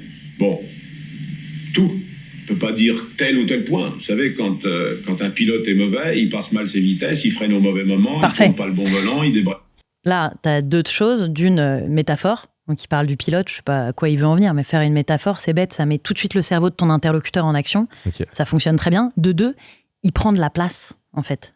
Tu veux dire avec ses mains? Ouais, carrément. Il prend de la place. Et on a dit tout à l'heure, prendre la parole, c'est prendre sa place, sans exagérer pour autant. Ouais. Là, il a une gestuelle métaphorique, une gestuelle qui vient souligner, illustrer, renforcer son propos. Et c'est super important quand on sait l'impact de ta communication non verbale sur ton message. Tu penses que c'est un truc à travailler, par exemple? J'ai l'impression qu'il a un petit sourire à chaque fois, presque un petit côté malin quand il s'exprime. Ouais. Il ne pas quand il faut, il regarde Non, pas non. s'il y a de l'huile, il met pas l'essence, il tombe en panne d'eau. Je veux dire, c'est tout. Totalement, il a son petit sourcil relevé. Ça, je pense qu'on peut pas le travailler, le petit sourcil. Mais le sourire, oui. Alors, lui, c'est particulier parce qu'il est assez impertinent, tu vois. Donc, on peut pas tout le temps l'être. Par contre, le sourire, l'ouverture du visage, tout le temps en communication. Alors, tu peux tirer la gueule 10 secondes quand tu parles. Ouais. Mais le côté visage ouvert, ça change toute la chaleur de ta voix, la connexion à l'autre. Et puis, c'est très important en termes d'ouverture et d'empathie. Alors, on passe à un autre registre. Hein. Un autre registre, donc Salomé Saké, donc plus moderne, face cam cette fois, sur les réseaux. Et donc on va se concentrer sur sa prise de parole. Ils oublient peut-être que le contexte socio-économique l'était également par certains aspects. Ce qu'on constate, c'est que les jeunes, en temps de crise, à chaque fois, servent de variable d'ajustement économique. C'est-à-dire que ça va être les premiers qu'on ne va pas embaucher, voire les premiers qu'on va licencier. Pendant la crise du Covid, le taux de chômage a bondi de 15% en 2020. C'est hyper intéressant parce que là, justement, c'est dans le rythme actuel des vidéos, comme on le disait tout à l'heure, c'est assez rapide, Oui, tu vois. pas de silence. Exactement. Et puis, tu as un montage assez sharp. Pour autant, moi, je perds pas l'attention. Elle est très claire dans ce qu'elle dit. Je trouve que tout est hyper cadré, que ce soit son regard franc, sa gestuelle, l'aspect pédagogue, clair et concise de ce qu'elle dit. Après, on est chacun sensible ou pas à sa manière de parler. Mais alors que c'est finalement assez simple, moi je trouve que c'est très franc et très impactant. Comment on travaille l'articulation? Je trouve que justement dans un exercice, moi je le vois face cam, il y a un effet bizarre et pour le coup c'est pas le stress de la caméra parce que j'en ai fait, je sais pas, 3000 de vidéos, je me rends pas compte, ou surtout dans un format potentiellement comme ça où là c'est scripté, je pense qu'elle dit, c'est-à-dire Totalement. que ça a été écrit, ça veut pas dire qu'elle le dit au mot près, mais en tout cas c'est scripté. Moi je vois que dès que je vais être dans un truc où c'est relativement scripté ce que je vais dire, je vais avoir du mal parfois à articuler. Enfin, c'est plus difficile d'articuler dans l'expression orale des mots.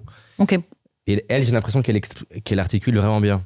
tout à fait, c'est hyper net. Chez les plus jeunes, contre 11% seulement pour le reste de la population. Et des fois, c'est con, mais là, j'arrive pas à savoir, mais il y a des mots entrepreneuriat, par exemple. Je vais le dire facilement en interview.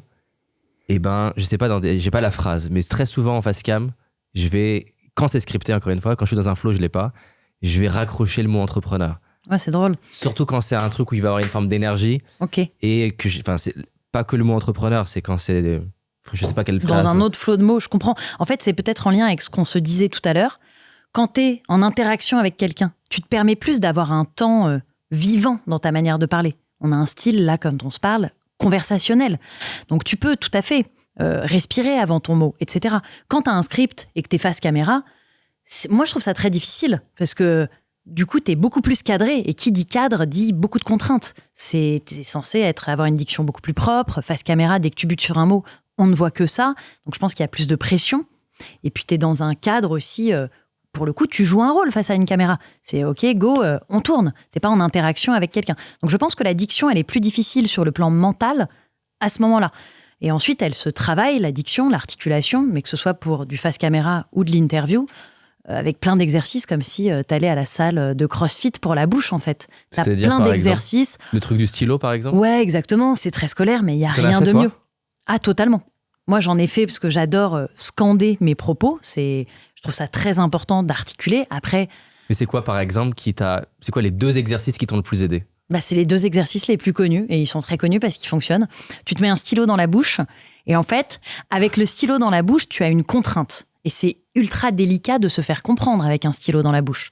Mais comme toute contrainte, ça t'oblige à aller muscler, chercher dans tes ressources, ralentir et ouvrir ta bouche, puisque le stylo fait que ça s'ouvre. Ouais.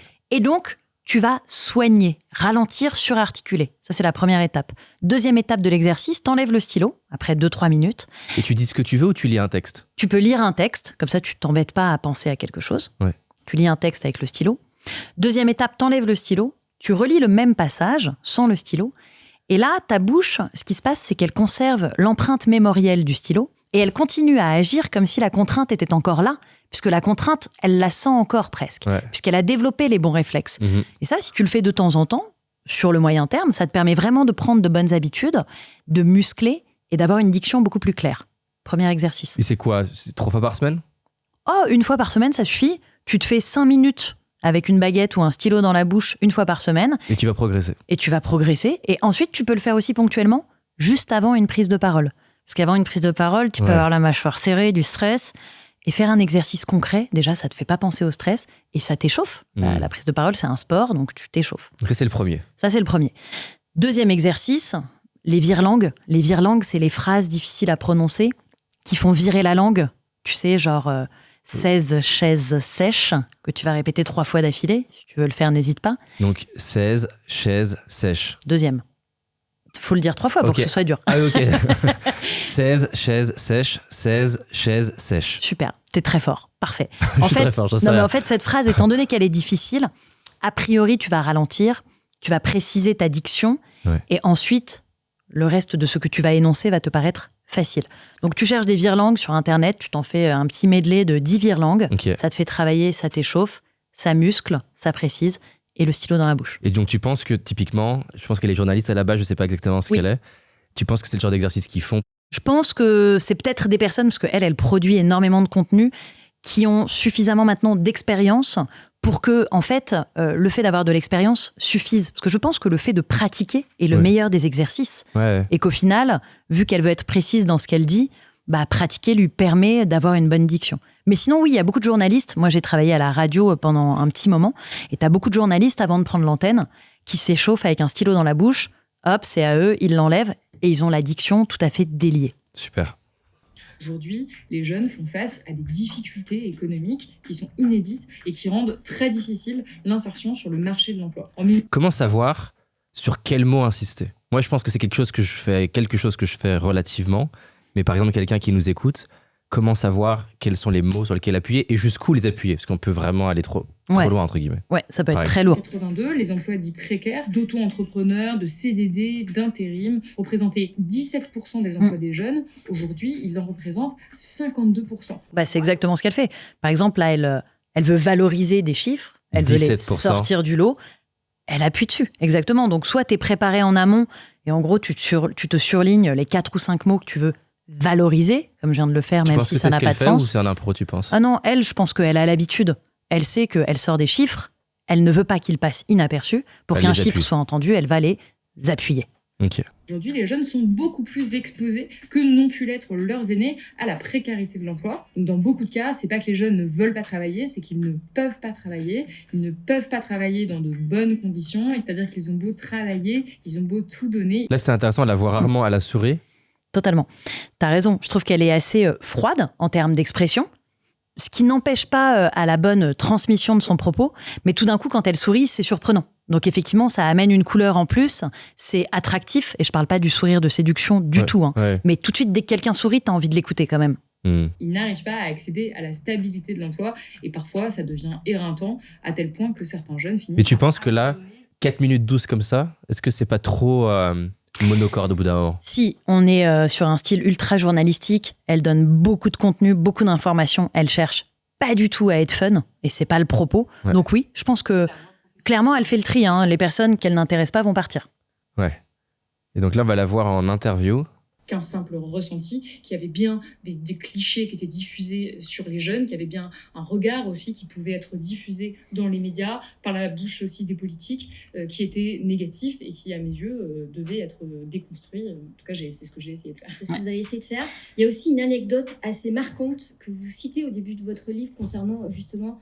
Alors, pas que des jeunes d'ailleurs, mais globalement des militants et militantes écologistes qui étaient globalement plutôt jeunes, qui ont décidé de bloquer cette Assemblée générale en demandant aux actionnaires, mais arrêtez de financer des énergies fossiles qui sacrifient notre avenir. Et donc, il y a eu une espèce de friction entre, d'un côté, et c'est vrai que la scène est assez hallucinante quand vous regardez les vidéos, des personnes qui étaient globalement plus âgées.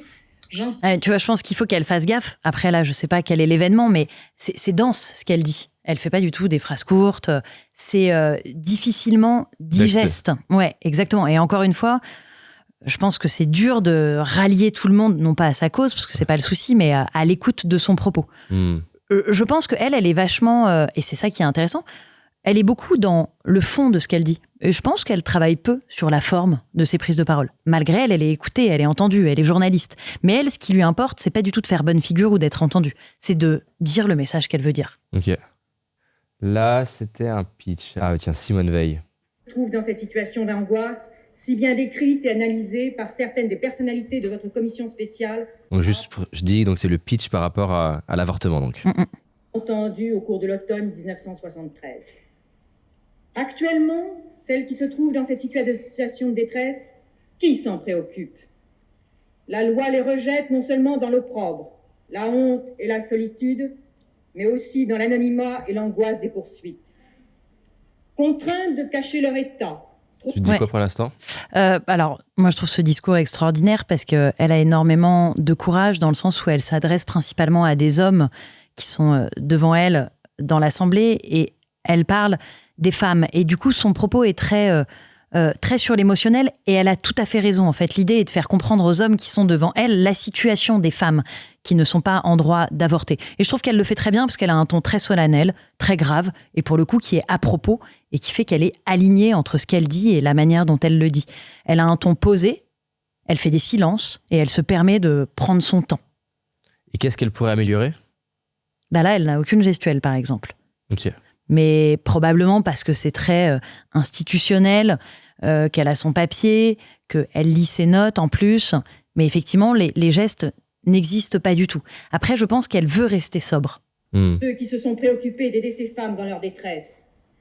Combien sont-ils ceux qui, au-delà de ce qu'ils jugent comme une faute, ont su manifester aux jeunes mères célibataires la compréhension et l'appui moral dont elles avaient un si grand besoin. Mais du coup, tu vois, je trouve qu'elle compense beaucoup avec ses intonations, avec l'aspect déclamation du propos.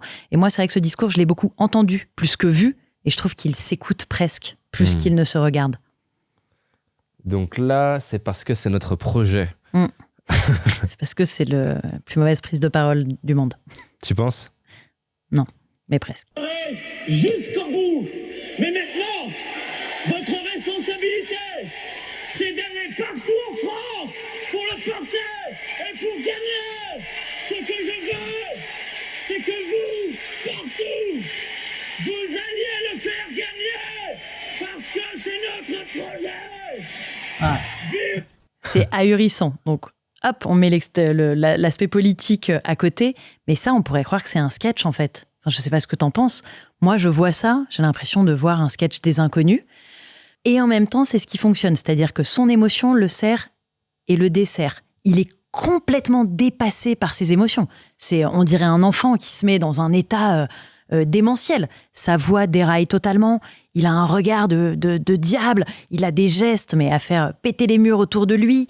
Il y a un côté totalement mégalo qui transparaît de lui de par sa voix. Techniquement, il n'y a rien qui va, absolument rien.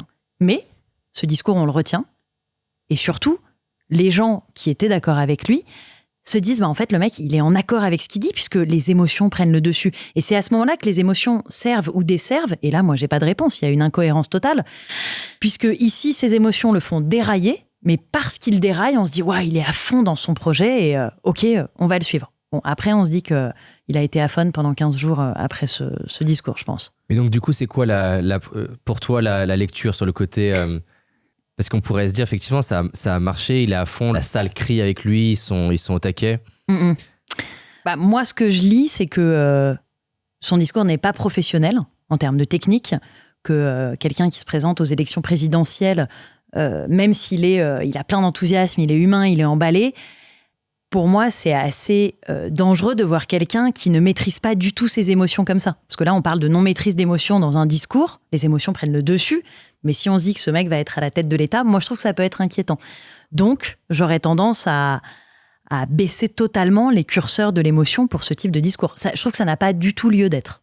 Ok, donc toi, si tu avais été conseiller de Macron, ouais. Tu lui aurais dit, là, tu refais pas ça la prochaine fois. Bah ouais, figure-toi, c'est drôle parce que j'avais envoyé un mail, je pense 2 jours après ce discours, en essayant de rentrer en contact avec son équipe et tout, parce que je me suis dit, en fait, là, il y a le plus gros travail du monde à faire sur ce mec qui potentiellement va être président, certainement même.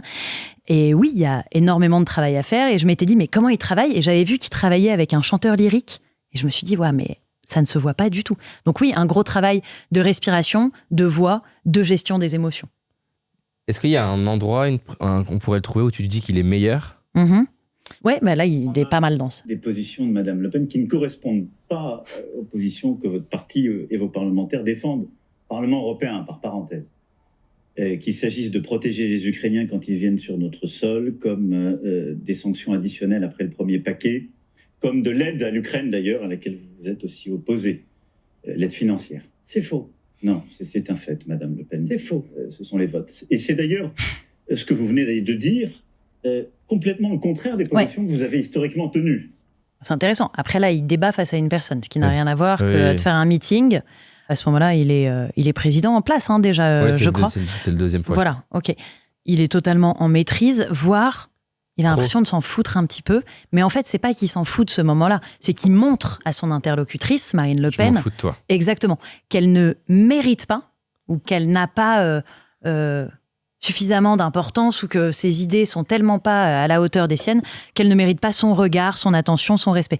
Et vraiment, il lui parle comme un animal qu'il ne respecte pas. Ok. Il ne la regarde pas, il est tout voûté, il y met pas du sien, tu sens que il montre qu'il s'en fout un petit peu. Et tu penses que c'est stratégiquement une bonne stratégie ? Ouais, totalement. Totalement, parce qu'en fait, il la dénigre et dans son regard à lui, pour ceux qui se réfèrent à Emmanuel Macron, tout de suite, on adopte son point de vue à lui. En gros, lui, c'est notre projecteur. Là où il regarde, on va regarder. Si lui, il regarde Marine Le Pen, nous, on va la regarder, on va lui donner de l'importance. Si il regarde la table, nous-mêmes, on se dit, ok, elle n'a pas d'importance. Donc oui, il aiguille, en fait, il pilote notre propre regard. Ok. Ne pas vous décevoir. Ça date de quand, ça ? 7 ans. Être à la hauteur de celle-ci et porter, durant les 5 années qui viennent, l'élan qui est le vôtre, l'élan que vous représentez. T'en penses quoi de ça ? Ça, je pense que c'est le soir de son élection face à la pyramide, il me semble. Je pense qu'il est plus posé. Tu sens que sa voix, elle est beaucoup plus intéressante, elle est pleine, elle est ronde. Et en revanche, on voit pas ses mains. Bon, il fait un geste à un moment, mais quand t'as un pupitre ou une table, moi, je conseille toujours de ne jamais cacher ses mains. Les sortir. Tout le temps. Et aussi, je me permets, Emmanuel Macron, il a une prononciation des S qui est particulier, avec ses dents. Moi, j'ai des S aussi qui sont un peu spéciaux, chacun son style. Et je trouve que c'est très intéressant parce qu'en fait, ça prouve qu'une particularité de diction, une particularité de langage n'enlève en rien tes possibilités, que ce soit de carrière, de charisme ou de discours. Et ça c'est important de le dire, quand on chuinte ou quand on zozote, c'est pas grave en fait. Ça fait pas de toi une personne moins bonne, du moment que tu es audible. On avait dit aussi, moi président, c'est ça qu'on voulait. Des risques. Ce qui est fascinant pour moi avec Hollande, c'est que de base, à l'époque, je me disais, c'est l'anti-cliché d'orateur. Exactement. Que ferait courir une démarche, la mienne, qui ne rassemblerait pas largement autour d'elle. Mais pourtant, c'est quelqu'un qui est fasciné par la rhétorique. Et comment ça se fait qu'à ce stade de niveau politique, il s'exprime pas mieux, entre guillemets ? Ouais. Je crois que le reste va être intéressant. Hein. Bien sûr. Le mois président, etc. J'ai vu une grosse transformation dans sa... Enfin, quand il a gagné, je me suis dit, waouh, il a bossé, parce que c'est assez Totalement. fascinant. Après, la rhétorique, c'est le fond. C'est pas la forme de ton propos. La rhétorique, c'est des figures de style, des arguments, etc. Et il est plutôt très bon il est dans le fond et dans la intellectuellement. rhétorique. Totalement. Après, t'as raison. C'est, sans jugement de valeur, tu te dis, oh là là, il me provoque beaucoup d'empathie, j'ai envie de le soutenir, il va pas y arriver, le pauvre. Puis le mec est président. Mais effectivement, je pense qu'il y a beaucoup, et c'est ce sur quoi il a joué, le président normal, etc. Tu te reconnais dans ce type de personne. Et c'est ce qui fonctionne. Et c'est ce qui fait aussi qu'il n'a pas commencé à déclamer ses propos, à changer son style et sa manière d'être et de dire. C'est parce qu'au début, c'est ça qui a fonctionné. C'était sa marque de fabrique. D'être fidèle à monsieur tout le monde, entre guillemets. Aussi, j'ai décidé de ne pas être candidat à l'élection présidentielle. Ah, c'est pas le bon. C'est pas celle-là. Je sentais bien qu'il était moins emballé. Ouais. Voilà. D'ailleurs, il a rien à voir, là, en termes de posture. Déjà, ouais. il s'exprime mieux. Mais c'est fou qu'il l'ait reperdu 5 ans plus tard. T'as l'impression qu'il c'est a comme, téléchargé le programme et il l'a viré. C'est exactement ça, mais c'est à l'égal de sa carrière politique. Ça a fait voup. Parce que même il dégage de la confiance, quoi. Ouais, mais alors oui, mais en même temps, c'est intéressant. Regarde. La prétention de nommer les directeurs des chaînes de télévision publiques. Je laisserai ça à des instances indépendantes. Moi, président de la République, je ferai en sorte que mon comportement soit à chaque instant exemplaire. Moi, président de la République, j'aurai aussi à cœur... Qu'est-ce qui te fait rire ? C'est hyper intéressant, j'avais jamais remarqué. Il a les bras croisés. Ah oui. Non, mais c'est fou, en fait. Je veux dire, on déconseille à 1000% quand tu veux embarquer, convaincre, faire passer un message, d'avoir les bras croisés. Ta propre énergie, t'es coincé, quoi. Mais totalement. On parlait de respiration tout à l'heure, d'ancrage, de confiance, évidemment. Mais lui, ça va le rendre humble, là, dans ce qu'il dit. C'est un peu, regarde, on dirait un enfant, il soulève les épaules. Moi, président de la République, lui, ce qu'il veut montrer, en fait, c'est l'inverse de Sarkozy qui est en face et qui se pose un peu comme un flambeur, etc. Hollande, il dit presque, regarde, je suis timide. Et c'est peut-être sur ça qu'il joue. Ok. De façon à ce que si des actes antérieurs à ma prise de fonction venaient à être contestés... Mais il allait refaire un peu le cliché de Hollande qui donne... Je sais pas ce qu'il fait exactement dans son intonation, mais ça part un petit peu... Il y a des notes de musique un petit peu particulières, effectivement. Et là, il vient scander le fameux « moi, président de la République ». Et ça marche très bien, en fait. D'une, on s'en souvient tous, on peut tous en reparler de ce moment-là. De deux, il a mis la personne avec qui il débat donc à plat, puisqu'au fur et à mesure, bam, bam, bam, ça l'enterre à force de répétition. C'est bête, mais quand tu répètes un message, tu viens convaincre l'autre. Et de trois, il vient rentrer dans la réalité et la mentalité de tous les Français qui l'écoutent que c'est possible qu'il soit président. Or, à l'époque de ce débat, c'était absolument impossible. Et ça a marqué un tournant, ce débat. Dans certaines conditions, me rendre à la convocation de tel ou tel magistrat ou m'expliquer... Ouais, t'as raison. Il traîne beaucoup dans sa voix. Moi, président de la République, je constituerai un gouvernement qui sera paritaire, autant de femmes que d'hommes. Moi, président de la République, il y aura un code de déontologie pour les ministres, qui ne pourrait pas rentrer dans un conflit. Mais tu vois, c'est intéressant, pardon, mais c'est l'inverse de Macron. En fait, il est mignon, on a vraiment envie de l'aider presque. Tu vois, on parle juste de l'orateur, mais il dit, moi, président de la République, presque en croisant les bras et tout. Et Macron, il se pète la voix en se mettant comme un aigle, comme ça, sur un... Et c'est très intéressant de l'image que tu veux donner à voir, que tu veux rendre, et la différence des personnalités qui s'expriment au travers des discours. C'est fou. Les ministres ne pourront pas cumuler leurs fonctions avec un mandat local, parce que je considère qu'ils devraient se consacrer pleinement à leurs tâches. Moi, président de la République, je ferai un acte de décentralisation, parce que je pense que les collectivités locales ont besoin d'un nouveau souffle, de nouvelles compétences, de nouvelles libertés. Moi, président de la République... Il l'assomme, en fait. Il l'assomme, il lui met des coups. Être considéré aussi bien les organisations professionnelles que les syndicats, et que nous puissions avoir régulièrement une discussion pour savoir ce qui relève de la loi, ce qui relève de la négociation. Moi, président de la République, j'engagerai de... Wow, il l'a répété. Faudrait voir combien de fois il le répète. Ça, je sais pas, mais c'est énorme. Et ça fonctionne. Et à côté de ça, il est plein d'imperfections. Ouais. Et ça marche. Toi, comment tu tires de l'inspiration de discours comme ça ? Parce que je peux me dire, ouais, c'était puissant le mot à président, mais où est-ce que je le cale ? Mot à président dans ma prise de parole. Ouais, effectivement. Moi, entrepreneur. Non, mais c'est ce que tu peux retirer, c'est que, et c'est la question que tu posais tout à l'heure, c'est que la répétition fonctionne. Ok. Voilà. Que la répétition cloue le bec de ton interlocuteur lors d'un débat aussi. Ouais. Toi, t'es pas dans le cadre d'un débat, t'es dans le cadre d'une conférence là, à venir. Mais effectivement, la répétition, c'est un système rhétorique qui fonctionne très bien. Super, c'était top. Des petites questions rapides de conclusion. Alors Allez. ici, on a un petit rituel qui s'appelle l'interview inversée. Tu peux me poser n'importe quelle question. Ok, super. Vas-y. J'allais te poser une question sur ton t-shirt pour être très légère, mais non, pas du tout. David, dis-moi. Si tu devais mourir demain, qu'est-ce que tu ferais ce soir ? C'est facile, je dirais je t'aime aux personnes qui comptent pour moi. Ah zut, ouais, c'était facile. Ok, merci. Est-ce que tu t'imaginais quoi ? Je vais sauter en parachute, Non, je sais pas, c'était pour mieux te connaître. Et je ferai une vidéo aussi.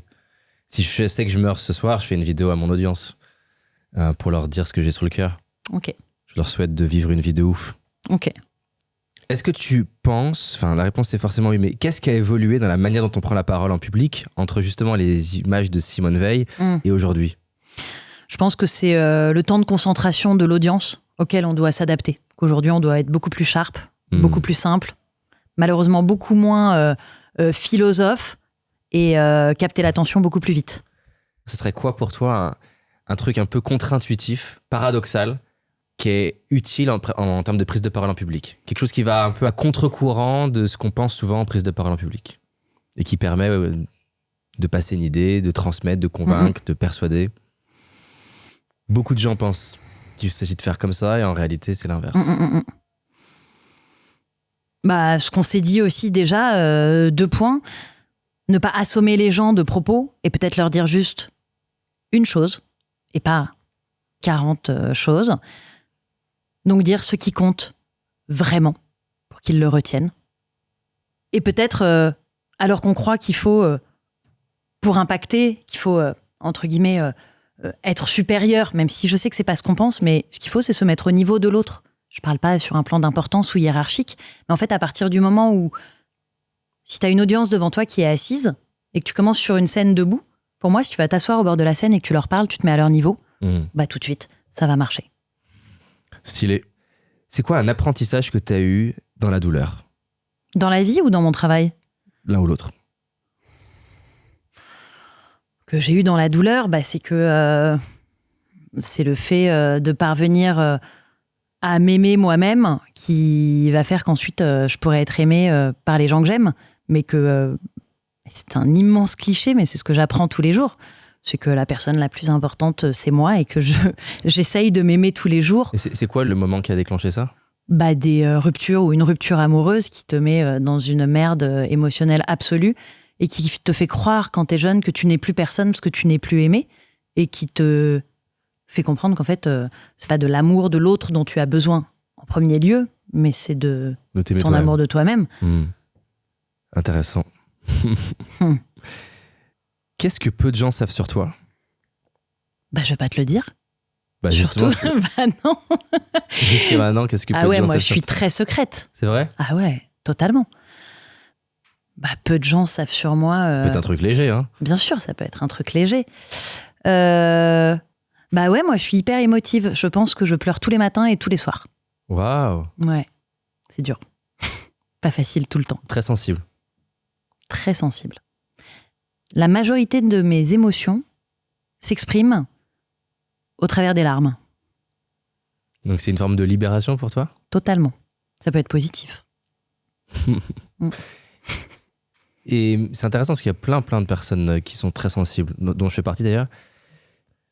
Qu'est-ce que tu as appris sur toi par rapport à ça qui te permet aujourd'hui de soit mieux le vivre, soit même l'utiliser?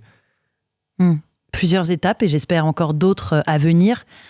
La première, il y a quelques années, de ne pas bloquer ces émotions, en fait justement de les accepter, de les accueillir, de les laisser aller. Et puis, encore une fois un peu cliché, mais que cette libération d'émotions, que je pouvais voir uniquement comme une vulnérabilité au début, pour moi est plutôt du courage, de l'acceptation et l'expression de qui je suis. Puis si ça passe par ça, c'est comme ça, en fait, je ne le maîtrise pas. Et tu dirais que ça t'apporte des choses aussi? Ça m'apporte le fait que c'est quelque chose que je ne peux pas trop contrôler et que du coup, je suis assez moi-même de par cet aspect-là. Et dans certaines prises de parole en public, tu utilises ça ou pas? Non. Non? Tu vas pas sur ce terrain-là? Non, parce qu'en général, mes prises de parole sont professionnelles et que cet aspect-là de moi, il n'existe pas dans ma sphère professionnelle. Ça veut pas dire que je le nie. C'est pas... Ouais. Tu vois, quand je te dis peu de monde le sait, parce que je vais pas accueillir mes clients en disant bonjour, j'ai pleuré avant, je pleurerai après, mais ça ne s'exprime pas dans le monde professionnel. Tu parlais d'argent tout à l'heure. C'est quoi un des meilleurs investissements que tu aies fait? La formation. Quel que soit, me former. Il y a toujours un effet boomerang. Quand j'apprends, je peux mieux accompagner, je peux mieux transmettre. Donc pour moi, c'est investir sur soi. D'ailleurs, j'allais le sauter, mais j'étais fasciné par cette histoire que je ne connaissais pas. Ça doit être sacrément, je sais pas, étonnant, perturbant. Donc tu t'es formé au coaching et le fondateur ou le directeur, je sais plus, a commandité un meurtre d'une directrice d'une autre école de coaching. Totalement. Et t'en as pas entendu parler? Ah mais non, mais c'est fou d'ailleurs que j'en ai pas entendu parler, surtout que c'était apparemment il y a 3 ans. Enfin franchement, on dirait un film. Ah mais c'est totalement ça, moi je suis pas encore rentrée dans la réalité de ce truc. Mais quand je l'ai lu, je me suis dit Je l'ai relu, je suis allé sur Internet, j'ai dit oh merde, mais c'est fou. C'est hyper bizarre, ça vient totalement chambouler en fait l'image de cette personne qui était donc le directeur de l'institut de coaching. Et je l'ai connu. Il apparaissait comme une figure autoritaire, quand t'es apprenant en plus. Charismatique. Exactement, mais il l'était. Dès qu'il rentrait dans la pièce, tout le monde se taisait, etc. Bref, et il a fait la une de plein de médias il y a peut-être 2-3 ans sur cette histoire. C'était le fondateur, du coup ? Ouais, c'était le fondateur. Ils étaient violent. 2, je crois. Et c'est fou. Et c'est vraiment... Mais quand tu lis les articles, c'est dingue. Et après, les flics ont mené une enquête et on a compris que lui, il vivait dans une villa barricadée en autosuffisance, en autonomie, etc. Parce qu'il pensait qu'on allait le tuer aussi. Je ne sais pas exactement ce qui s'est passé, mais pour des histoires de certification d'école, il était en compétition, avec une autre école. Et il a voulu s'en prendre, attention, selon ce que j'ai entendu, c'est pas mon avis, il a voulu s'en prendre à la directrice de cette école et il a commandité un meurtre, mais qui est devenu une histoire mais terrifiante. Dingue. Ah, mais complètement. Ça mérite un docu. Ah, mais il y en a mais il y a docu. des émissions, je crois. Je sais plus, il y avait un reportage sur Arte, ça a fait 10 pages dans Vanity Fair. Enfin, mais c'est fou. Mais le jour où tu l'apprends, ça doit être une tarte, c'est horrible, je sais pas comment dire. Ah, complètement. C'était très bien. Parce que c'est bien un endroit où tu te dis non. Exactement, tu l'associes, c'est la personne qui t'a transmis, ou en tout cas qui t'a transmis la philosophie, les postures et les outils du coaching. Donc d'un coup, tu fais, oh là là, c'est comme si en fait, tout ce label, t'as été dans cet institut, t'es certifié de cet institut, comme si d'un coup, tu devenais un peu criminel toi aussi, d'une certaine manière. Tu vois, t'as ça tout de suite qui se... Ça a dû créer le chaos parmi les élèves aussi. Ouais, alors moi, j'en étais détachée depuis longtemps, donc ça va, mais j'étais en relation avec des nouveaux élèves qui m'ont dit, mais c'est un enfer, notre année est foutue par terre, etc. Et aussi, je trouve que ça donne une très mauvaise image des écoles de coaching qui sont un business qui est aussi pourri que beau, quoi. Mais comme dans tout. Et j'imagine, j'essaye de me projeter le jour où tu l'apprends à quel point t'arrives pas à croire que c'est vrai. C'était un film de science-fiction, exactement. Et après, j'ai eu une relecture quand même. Parce que je sais que je me disais, ouais, le mec, il a tel style, son petit foulard, son truc. Et on rigolait quand même sur un excès de charisme qu'il avait. Qui cachait quelque chose. Exactement. Et maintenant, tu te dis, ouais, en fait, ça m'étonne pas trop. Ça, c'est super intéressant. Quand tu regardes Hitler, il y a le personnage public de scène, etc., excès de confiance.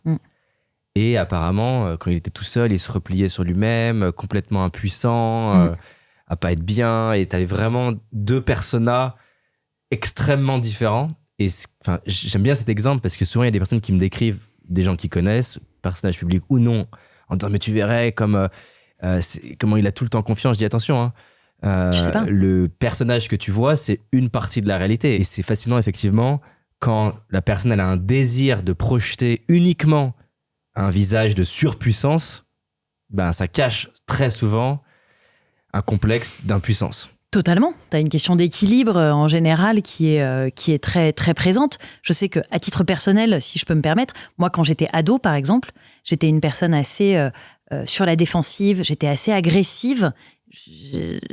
Quand j'y repense, j'aimais pas mon comportement, mais parce que j'avais peur qu'on vienne m'agresser. Ouais. Et tu vois, parce que j'étais animée par ça, avant même qu'on vienne m'embêter. Tu te protèges. Et moi, j'allais... ouais, c'est ça. Exactement. Intéressant.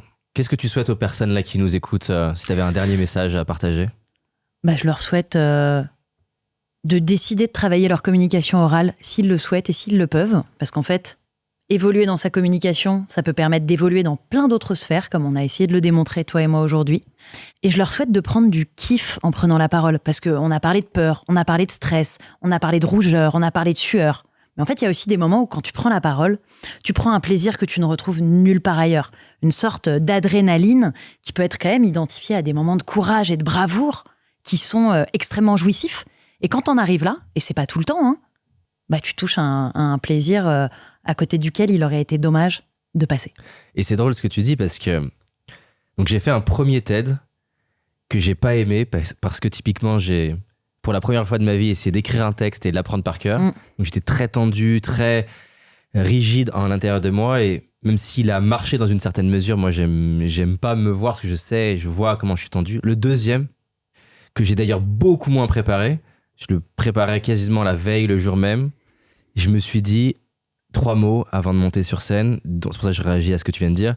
Et l'un des 3, c'était un truc du genre « prends du plaisir ». Et justement, je m'étais dit, je vais expérimenter l'opposé de ma première version où j'étais tendu. Et vraiment, je suis allé sur scène en mode, j'avais envie de... Donc, c'était kiff, un truc comme ça, où prendre du plaisir, présence. Et je sais plus, il y avait quelque chose autour de me connecter à eux, de les servir. Et le combo de ça, c'est que je suis arrivé sur scène, j'étais vraiment content d'être là, j'étais content d'être avec la salle, j'étais connecté au message que j'avais envie de leur transmettre. Et quand je le vois, il y a plein d'imperfections orales, mais je pense que ça, aujourd'hui, c'est le TEDx francophone le plus vu. Je sais plus, 4,5 millions, un truc comme ça de vues. Et je sais que c'est lié entre autres à l'énergie, où je suis détendu à l'intérieur de moi. Je suis arrivé en t-shirt, décontracté. Et du coup, je pense que je transmets une autre énergie que dans la première version. Dans mon premier TED, quoi. Le premier et c'est un passage obligatoire quand tu fais pour une première fois ce type d'événement, où tu te dis, en fait, il faut que j'ai une chemise. Il faut que je parle comme ça. Et comme on le disait au début, tu t'éloignes de toi et du coup, horrible. Ça va pas. Et tu te reconnais pas quand tu te vois. C'est clair. Merci en tout cas. Merci David. Avec plaisir. Cool.